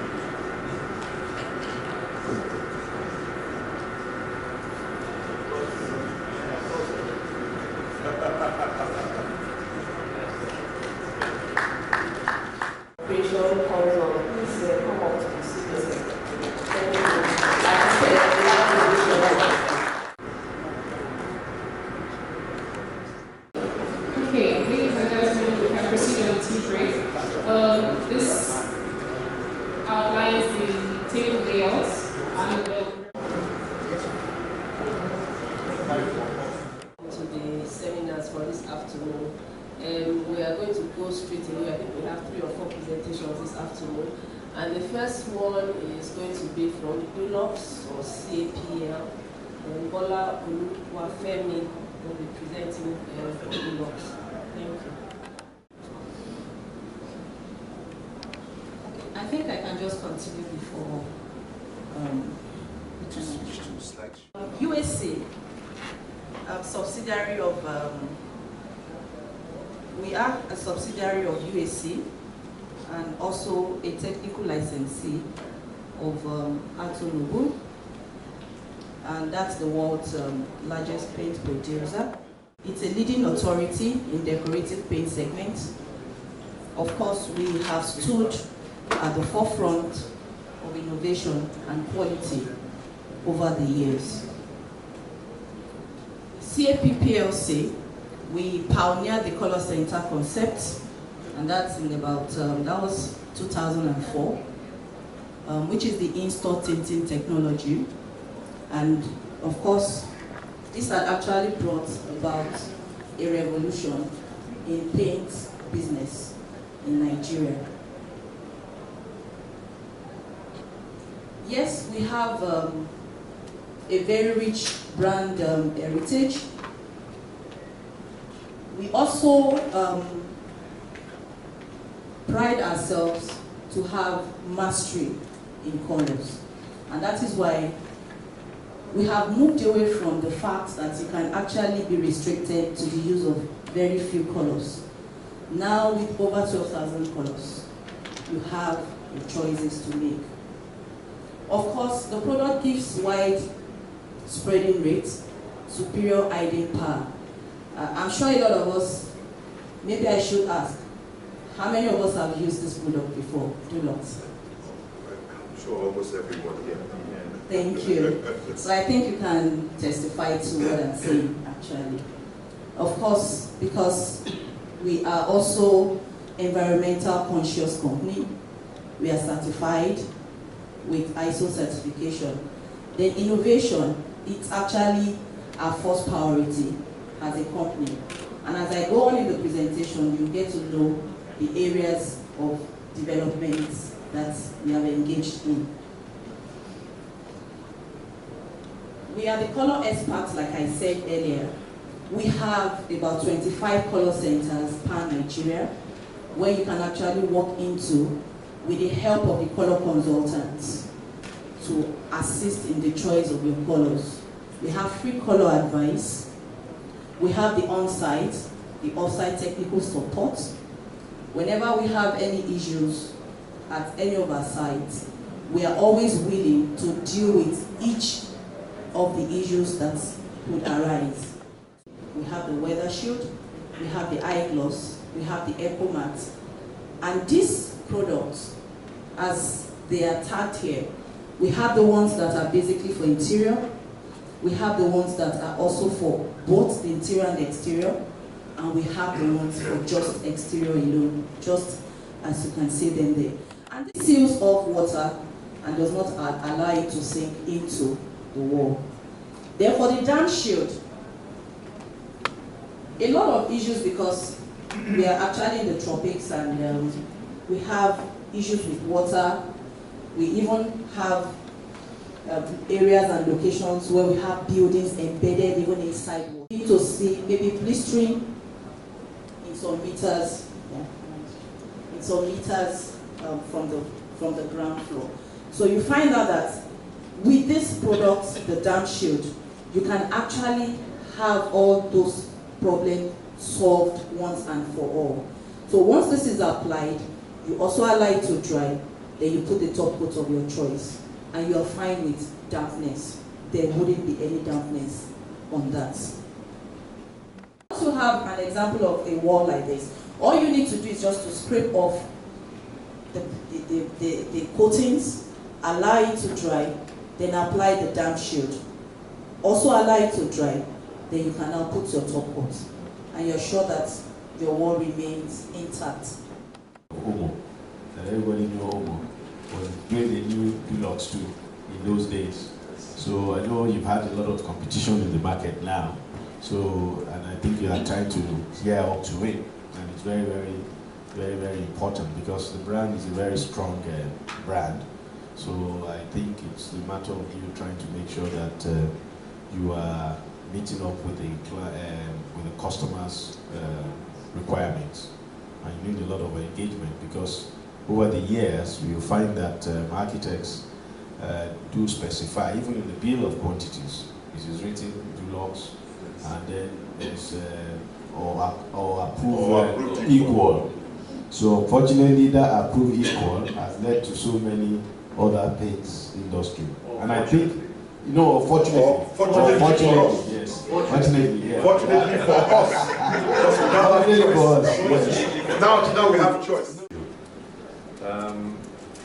Triton is a company that started in 1993 as an international company, actually. As you can see, Triton International Company Limited. They had offices in Lagos, London, Cairo, and this company actually was involved in the business of chemical importation into Nigeria. Long story short, the company basically retained its Lagos office but kept its international name. So soon it will become an international company again. Anyway, Triton is a family-owned, Nigerian-owned company. My brother and I are running it at the moment. We are third-generation Lebanese Nigerians. My grandfather arrived in Nigeria in 1936, and we have been here ever since, and this is home for us. Nigerian nationals. Indeed. I'm a Nigerian citizen as well. Yes. With 1960. you automatic. Before I start, I'd actually like to thank Dulux for presenting before us. Dulux is a company that we look up to, and we actually emulate in a lot of their processes in terms of research and development, in terms of quality control, in terms of HSEC. And enough about Dulux, now back to Triton. So Triton, as I said, is a company that started in 1993, but in 2008 was when we actually started working in paint and paint application. This is the budget quality that you'll find in the market. And Wallplast is a brand that we are representing from India. And I'll get to Wallplast in a second, but back to our flagship brand.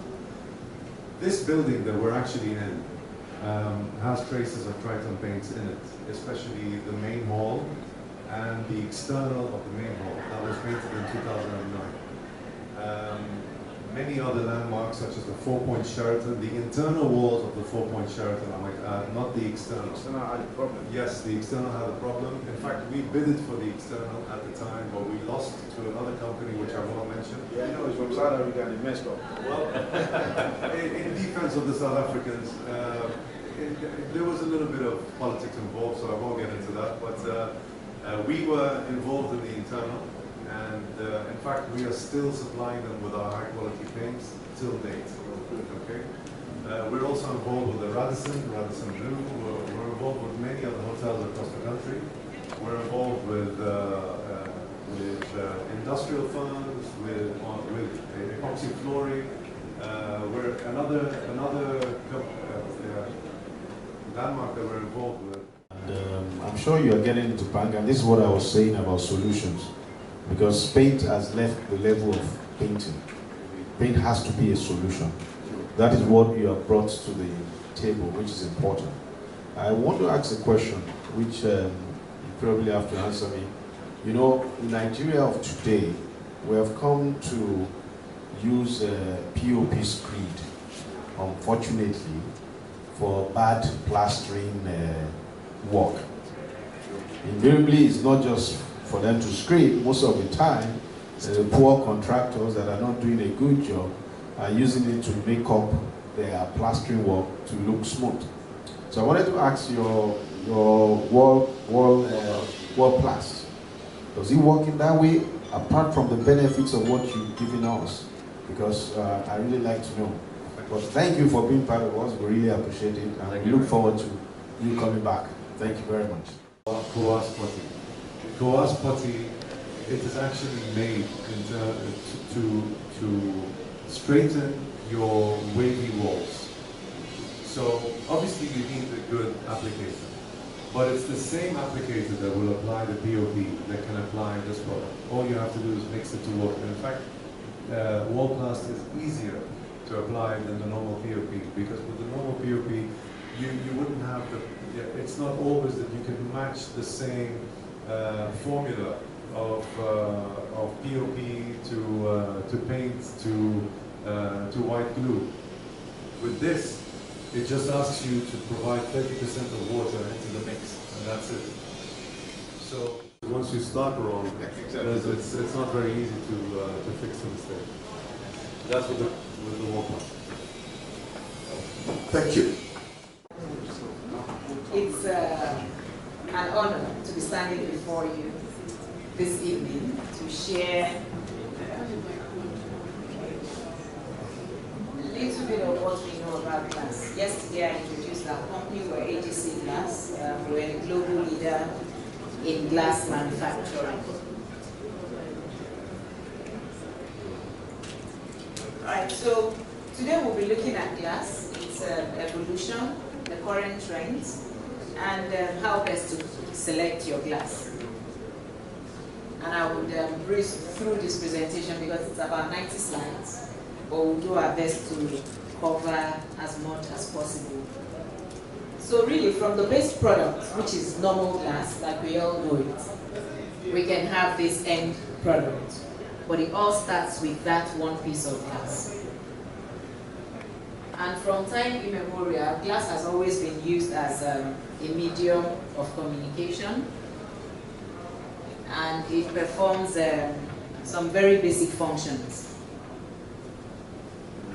The church used to use it to make its own kind of non-verbal communication through stained glass and through so many other ways. Glass has always performed this function, which is to protect us against wind, to protect us against the rain, to protect us even against mosquitoes from coming into the building, and to shield away some light.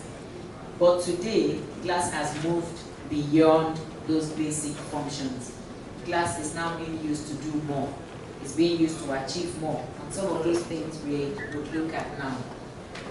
So rather than just have a piece of clear glass, which would admit about 90% of heat directly from the sunlight into the building, you can now prevent the entry of heat into the building while allowing light by the use of solar control coating on the glass. It can also be used to insulate the building against heat. But I'd like us to take away something. If you are protecting your building against acoustics, it is not just the glass alone that will do the job. Because when we talk about acoustic glass, I've heard people ask me, oh, so once I put it, then the noise does not come in. that's not correct. If you're very much interested in acoustics, then it's everything that is in the room that you look at, starting from the walls to the glass. So we come back to where we were. Also for light management. We have a lot of sun in this part of the world, and with the sun comes the heat. And with the heat and the sun comes the glare. The glare is when you sit down in your office. The AC is on, so you're warm, but yet you don't have comfort, visual comfort. So you're walking, but the rays from the sunlight is getting in your eyes. So these are some of the things that glass can today help us to work against and to prevent. Then for security and safety as well. Today we can use glass to prevent that. So rather than have all of the metal walls, which we call burglar proof, you can have the glass without the obstruction of the metal walls, disturbing your view of the environment. Why do you want to sit at the Burj Khalifa and be looking at setting your valuables? So these are the extended properties that we can enjoy with glass. It can also be fire resistant. Homes today have moved from being just passive to becoming positive energy buildings, to becoming zero energy buildings as well. So there's so much more that we can do with glass today. These are some of the basic concepts that we look at when we talk about glass. The first thing is light transmission, and this is the amount of light that is able to pass through a piece of glass into the building. So assuming this is the glass, and we have 100% direct solar heat against the glass, how much of it goes through the glass? I will show you what happens to every piece of glass that you have on your window. Then the solar factor also, this determines the amount of heat that comes through the glass into the building. And you can use glass to control this. And the U value also talks about the thermal transmission. This has to do with the difference between the temperature outside the building and that inside the building. So we'll now look at what happens to a piece of glass. Assuming this is the piece of glass, let me quickly explain this, even though it's in the slide somewhere. This is inside. My right hand is inside the building, and my left hand is outside the building. Outside of the building, this side of the glass, one pane is called position 1. Inside there is called position 2. Now, if there are 2 panes of glass, if it is a laminated glass, it would have the PVB inside, so it still remains and it's still glued together. It remains position 1 and position 2. If it is a double glazing glass, if it's a double glazing unit, then you know there is a spacer in between. So there's glass 1, there is a spacer, and then there is glass 2. So it's position 1, 2, 3, and 4. We don't use triple glazing here, so but it follows the same sequence. So the light, the 100% of sunlight hits the glass, and this is what happens. So I'll just roll it over quickly. If it is a clear glass, 8% of that light, and using the AGC regular clear glass as an example, 8% of that light is reflected. It doesn't go into the building. 90% of that light passes through the glass into the building. So that is the amount of light. Mind you, light, not heat, that you see. And so these days, sometimes you find that people, after when they move into an office, for instance, they still have to go and buy blinds. It's no longer fashionable, but then you want some comfort while you're working. You don't want the sun getting into your eyes, so you still have to use it. But you can actually prevent this with the right selection of glass. So you can avoid the glare. You can have a curtain-free office, and then you use less artificial lighting, because we really have a lot of lights here in Nigeria, so why do we need all of the lights inside the offices? And then you can stay connected to the outside world. You know, sometimes when the head becomes full and you open up your blinds, it kind of help you let go of some steam. The same thing applies to the solar factor. When you hear solar factor, it has to do with heat transmission. So the energy that comes from the sun is at 100%. Using the same clear glass, we would see the transmission. So some part of the energy is reflected, some part of it is absorbed, and some part of it directly enters into the building. So the direct energy transfer into the building and the heat transfer is what yields the solar factor. And then for U value, I'm trying to rush through. We talked about it earlier. This has to do really with the difference in the temperature outside of the house and that inside of the house. And it keeps away the heat into the building and helps to retain the temperature that you have within the building. So for like in the European climate, during the winter, it helps to keep the cold out of the building and retains the warmth inside the building, because then they have their heaters on, they have the fireplace. But once it turns summer, it helps to retain the cool within the building and keeps the heat outside of the building. Now, a single pane of glass would give 5.8 U value. That would be the U value equivalent. Once you put it inside a double glazing, same clear glass inside the double glazing unit, the U value drops to 2.9. And this is because insulation, the process of insulation has started. So there is the air gap in between. There is that gap in between. But the minute you introduce a low E glass to position 3, the U value would further drop. The size of the glass further increases. So for U value, the lower the better. For solar factor, the lower the better. For our client, we would usually recommend 30% or below for solar factor. Okay, so let me just make a quick introduction into the world of glass. This glass that we today enjoy, what is it made of? It's really made of sand, silica sand. It's a special kind of sand, but Nigeria is blessed with a lot of that kind of sand. So glass is made up of 73% sand, 15% soda ash. Soda ash is not available in Nigeria, so if we were to produce glass, we would have to import that. And then the stabilizing agent, which is the calcium, constitutes about 10%, and of course other additives. Additives could be pigments and all other things, colors. So all of these raw materials are fed into a furnace. And that furnace burns at about 1600 degrees centigrade. And as it melts, once it gets to the melting position, it begins to flow out onto a tin bath. The tin bath has rollers, but the glass, as it settles on it, begins to take form. And once it has taken form and has cooled up to a certain level, it begins to get cut. At that point, if it's clear glass, the product is done. If it's a tinted glass, the one we call tinted is what we call it. We call it color, but it's called tinted here in Nigeria. At some stage here, the color is added. That's where the additive plays a role. It is added and then it is cut.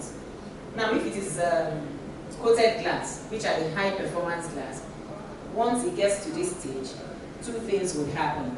If it's a monolithic, if it's a hard coated glass, the process would follow through. If it is a soft coated glass, it will come out of the line and it will go into another factory. We will talk about hard and soft coated glass as we go on. Okay, so I'll just keep this. This is just a float plant. The one thing that gives away a float plant is this, the chimney, where the air goes out from, that is linked to the furnace. Key things to note about glass: it's a continuous melting process. The line never goes up, the furnace never goes up. If you shut it down forcefully, it explodes. So it continues to run 24 hours, 7 days, 30, 31 days a month. And in some cases, it will run for up to 15 years in the same manner until it is gradually shut down for maintenance. And at AGC, we save 10 times the CO2 that we produce. We are a very green company. And this glass is produced in various sizes. We produce even much bigger sizes, but those are for special orders. But basically, ours would range, we have the PLF and DLF, small and large, up to 6 meters. So that's an example of how this glass is stored. So I'll skip our products because it's not a product presentation. Sorry, what's PLF? Those are the sizes that we have. The PLF is the bigger size. It goes up to 6 meters high. The DLF goes up to 3 meters high in terms of light. If you have, for instance, a green float, we let in about 47% of light, and it continues like that, depending on the color. When the glass is coated, the solar factor becomes even better because then it has a solar control coating on it. So even though it may not be a colored glass, it will be able to reflect more heat than the regular colored glass. Can I ask a question? Sure, sir.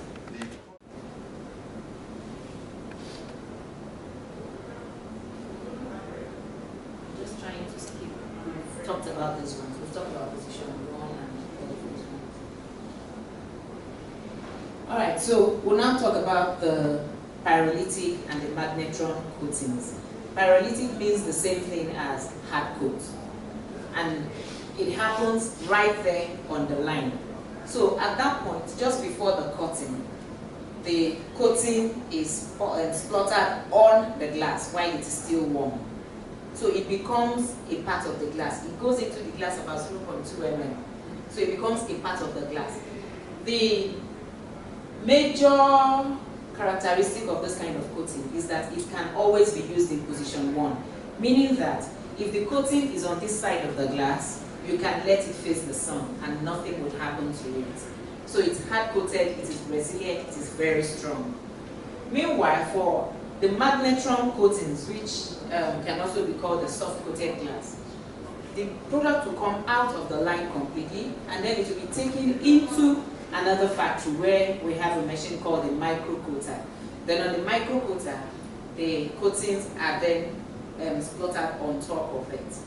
So these coatings might seem to be not as strong as the hard-coated glass, but most of the very high performance glass that gives you a higher selectivity are actually soft-coated glass. So as soft touch as they may seem, they're actually very high in performance.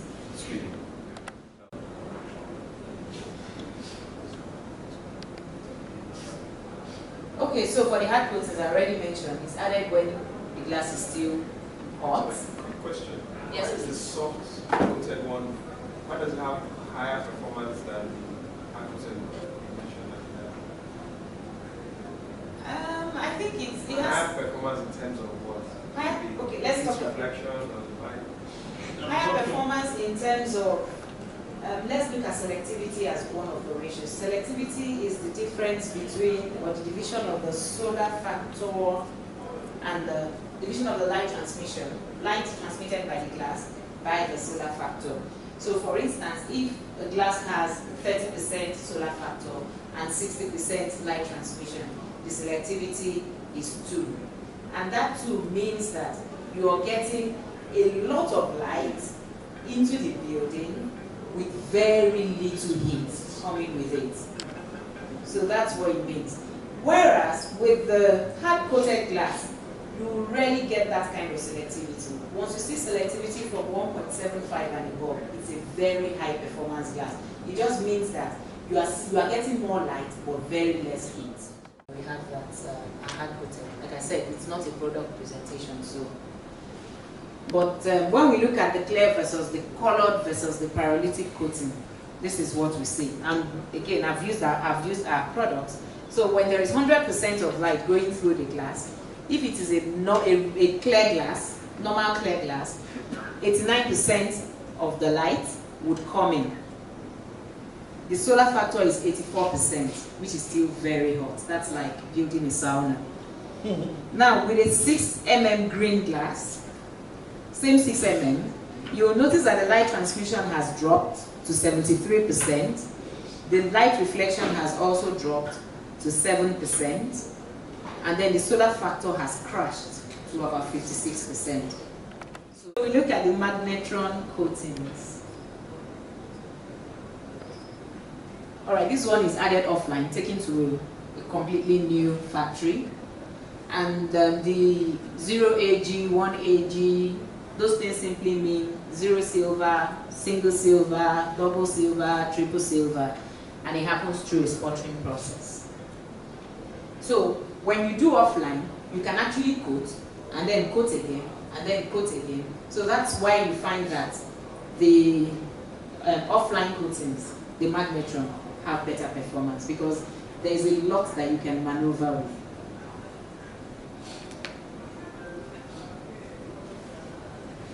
So in conclusion, looking at these two types of products, high-performing coatings exist because they are beneficial to us and they are flexible.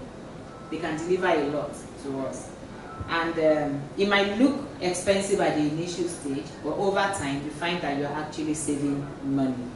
So at AGC we would say it gives you comfort every day, every year, and for many years. A lot of these glass products actually live as long as the buildings live, even though we offer 10 years.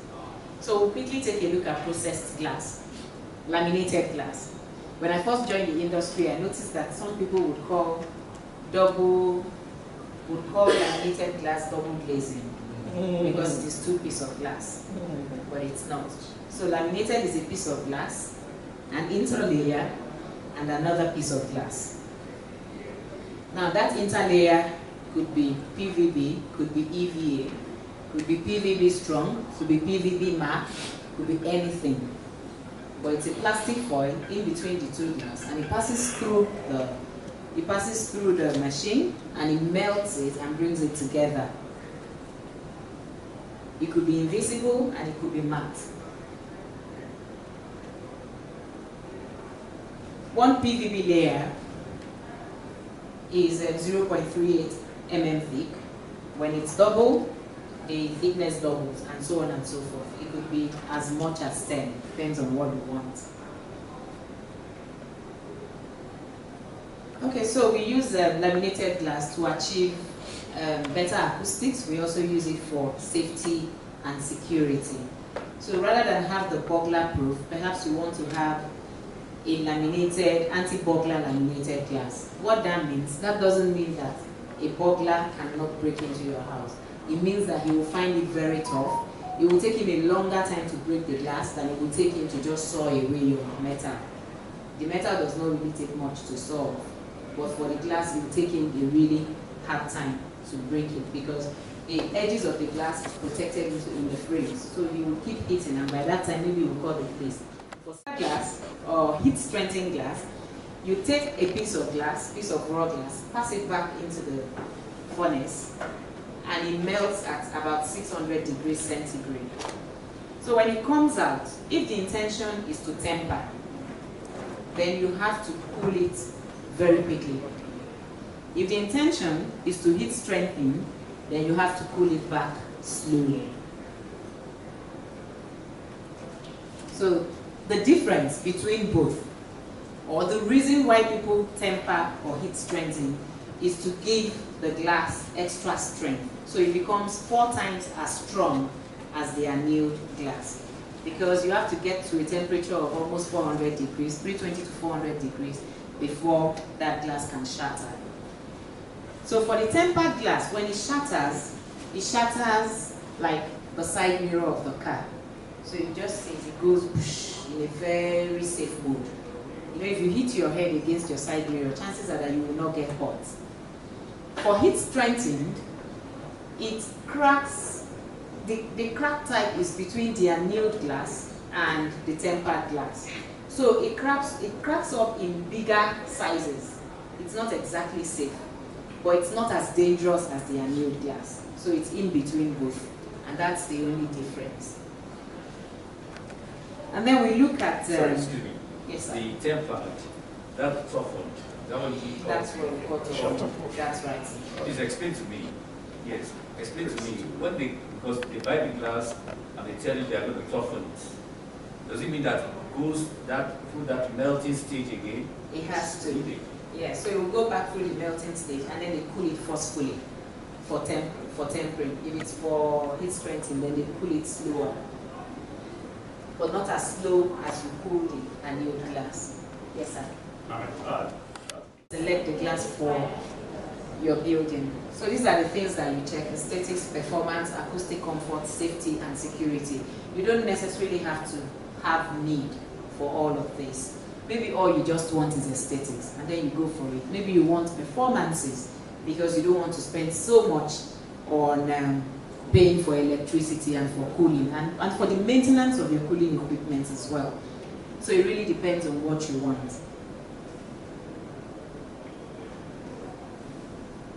I'll just keep all of those ones. This is just really acoustics. So I'll come straight to how you can improve your acoustics performance. The other slides are a bit technical. So if you want to have a double glazing and you have a 4, 12, and 4, when you hear that with double glazing, it means 4 mm glass, 12 mm spacer, and another 4 mm glass.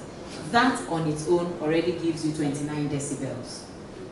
To improve on that, to add 5 additional decibels to that, you can just change the specification from being symmetrical to asymmetrical.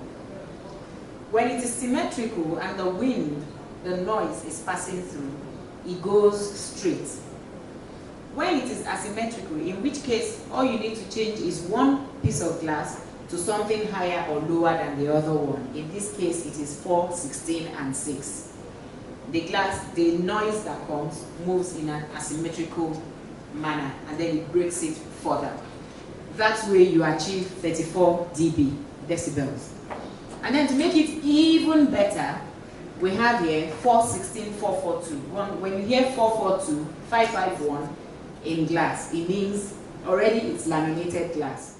PVB if it is 2, or if it's 441, it means 4 mm, one layer of PVB and another 4 mm glass.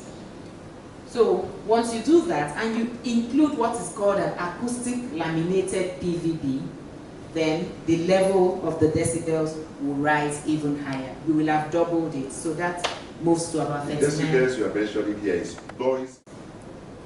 The airspace also helps to break the movement of the noise. Use thick glazing, use a laminated glass, or replace one of the 2 monolithic glazings. Then when there is a serious noise trouble, like the airport areas, you might want to consider the acoustic PVB. Now, heat treatment and argon glass have no influence on acoustic performance. So whether you move the argon from 90% to 150%, if possible, it will not make it better. So we look at safety and security in selecting glass. So these are some of the things we want to prevent by using laminated glass. So we don't want people to get injured from a fall. We also want to protect against vandalism and burglary, and of course against weapons. In today's Nigeria, that's very important. Wired glass also does not. Some people will tell you that wired glass is just like tempered glass. It is not. Wired glass is wired glass. Tempered glass is tempered glass. If you heat strengthen or you temper your glass, when you heat strengthen, it is not safety as well. But when you temper the glass, it can give you some level of safety because it becomes very difficult to break.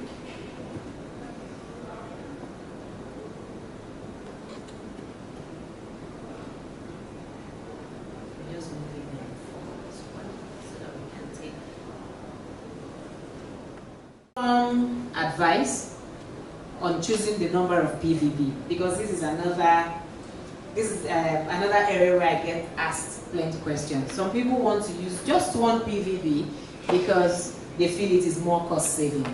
But when we do this, we need to think and have at the back of our mind, why are we putting in this safety glass in the first instance? If it is for vandalism, then you shouldn't put one because it becomes too light. If it is against organized burglary, lonely shops, houses that we've left alone for a long time, that are not inhabited, then you need to increase that. Then if you need a really high level of protection, then you need to consider about 6 layers of PVB. The more the layers, the longer it would take to break into the place. I'm not saying they won't break into it, though. I'm just saying the longer it will take them to break into it. Framing that is of poor quality, Absolutely. then the glass is as good as the poor frame. That's right. Because it means that frame will collapse. You will have your glass intact. Your purpose is defeated. So this is where it's not just the glass, but the glass and The entire system.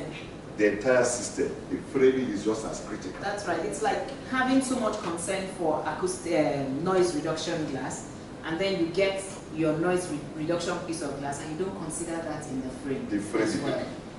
You know, then it defeats. During safety and security, you need to ask the question: where exactly do I need this safety more? Internal, external, or both? So if it's internal, then you place your laminated tape on the interior. If it's external there, and if it's for both, both. If you're also concerned about men of the night, you need to think about that. And let's look at distortions in glass.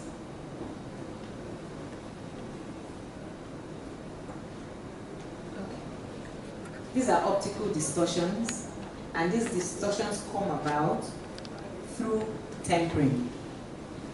And there are 3 different types. So it could be the roller wave, it could be the edge dip, or it could be the global bow. So when you look at these distortions, they will take either of these shapes. None of them look good to the eye. But in advanced countries, and generally for glass processing, there's a minimum acceptable standard, because will it distort? It will. It is heavy.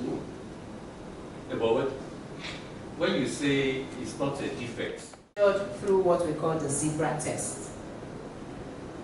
So for organizations that know what they're doing, they would always perform this test to reduce to acceptable limits the effect of on the glass. But is it not made as a result of anisotropy is one of the other effects on the glass, apart from the waves. Anisotropy is when you have those lines. They become visible under certain lighting conditions. So you might come in the morning and you're looking at that glass and you don't see it.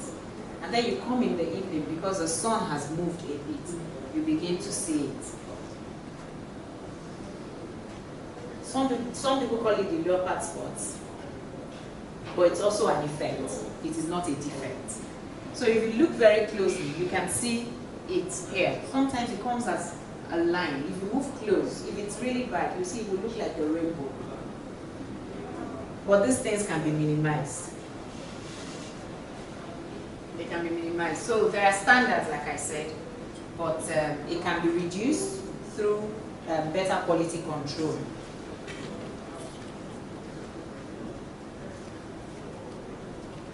Talking about one of the ways to avoid it completely, it is not to use tempered glass. There will be no distortions whatsoever.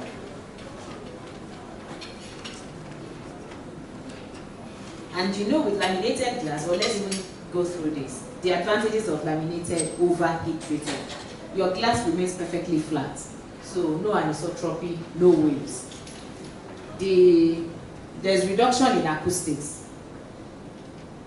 There is the UV filter is not affected. There is no anisotropy that we talked about. There's no spontaneous breakage due to NIS, which gets into it during the process of tempering. And there is no risk of the glass falling. We're not saying that laminated glass is better than tempered glass. What we're saying is that you can reduce anisotropy by using laminated glass. Well, there's a need for tempered glass. Of course, and I agree. But when you want to use annealed laminated glass, you must consider the wind load. You need to run some very serious calculations. You don't just wake up and say, because I don't want waves, I would use laminated glass. No. The thermal stress calculations need to be done. The thermal stress calculation as well need to be done, because when you do that, then you know whether you can use the laminated glass. and not the tempered glass. Because sometimes the reason for tempering glass is also because some glass types absorb a lot of heat. But when you temper it, then it becomes resilient to that level of heat. So there is really no, this is exactly what it has to be. All of these factors would have to be calculated before the decision is taken. We are. That's what we like to do with the architects. Close collaboration. We have a very wide range of products. We are innovative, and our quality is our quality. But when we give it to you, you don't need to lose sleep. And our prices are fair. Our products are extremely reliable. So these are the key takeaways of our presentation today. Solar control is very key for us here in Nigeria because we have too much light, we have too much heat. And it's always better to use glass with performance, to complement these high-rise projects that we have done. It's important to follow your inspiration when you choose your glass, but we must also always follow a rational logic to choose the performance of the glass. So sometimes when you say, I want this level of light to come in, you should know that you can't get more than this level of solar factor. So all of these things work pari passu. Thank you very much, and thank you for listening.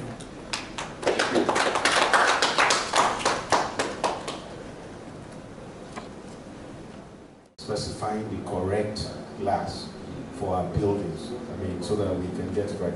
So I must say thank you very much for coming again. She was here yesterday, she's here today, and thank you for all your support. And they are a partner. Apart from even giving this lecture free, they partner us, and we thank you for everything you've done for us. And I'm sure you have questions that people would like to ask.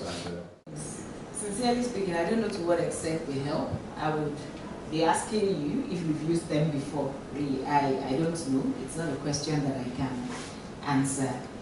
I do know of a project though where they had to use it to control glare, not necessarily the cooling, because the glass was transmitting too much. A certain part of the building was bringing in glare and the occupants were not working in comfort. But now they've decided that they want to reglaze. So I really don't know. Then with respect to edge deletion happens a lot with magnetron coatings. So, and it's unfortunately I don't have glass products here. Let's assume that this is a piece of glass, soft coated glass, and they want to process this glass into double glazing. So they need to remove some of the coatings at the side to avoid corrosion. That is what happens. It's actually a processor step.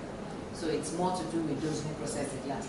For such kind of glass, if you do not remove it, then the coating would over time become corroded. The answer is no, because it's laminated. When you talk about U value, you begin to talk about thermal insulation, and then you're already talking about double glazing. Kind of, yes. So no, it doesn't. What does? When you laminate your glass, if you have a single pane of glass, clear glass, normal clear glass, and you laminate it with another clear glass, it is still 5.8. If you have a clear glass and you choose to laminate it on either the coating or non-coated side of a solar control glass, then your U value would improve because you now have solar control included, not necessarily because you have the U value. So you see what I showed when I talked about the U value. I showed a plain glass at 5.9, then a 2.8, and then inclusion of a low heat glass and then heat gain is a function of the coating. That's the solar control coating. So if you had a clear glass without coating, the heat gain would be more. If you replace that single monolithic glass with a monolithic glass with coating, then the heat gain reduces.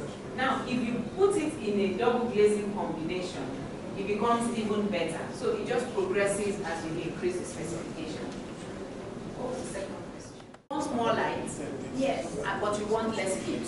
Yes. So you have to look for a glass that has the property of maybe a light transmission of about 60% with a solar factor of 30%. That gives you selectivity of 2%, and that's really very good. And then my second question, I'm an engineer. I'm not an engineer. Yes. But what I can say, I'm not an engineer. But what I can say to you is that glass is not as brittle as we think it is. You know, the more you increase the composition, the thickness, the stronger the glass becomes, and the more the load it can bear.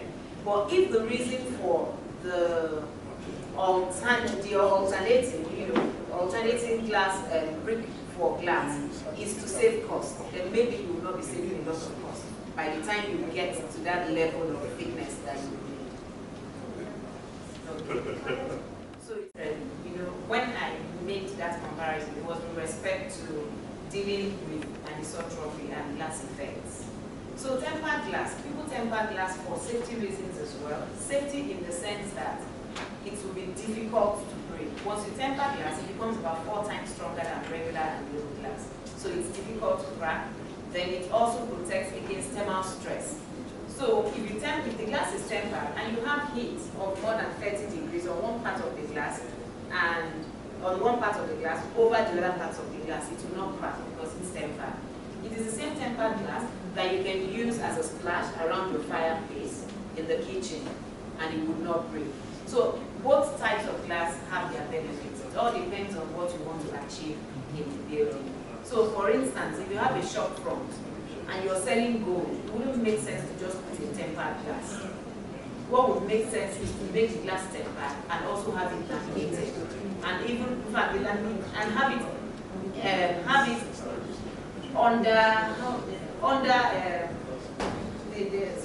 there's a way decoded glass pipe. So you're working with an EN code. You understand? So that takes it even much more top notch. You understand? So it's all a factor of what do I want to achieve with my glass. Glass will respond to whatever queries you want. You know, so if you enter your class, you know, you don't He asked for my own. Same here.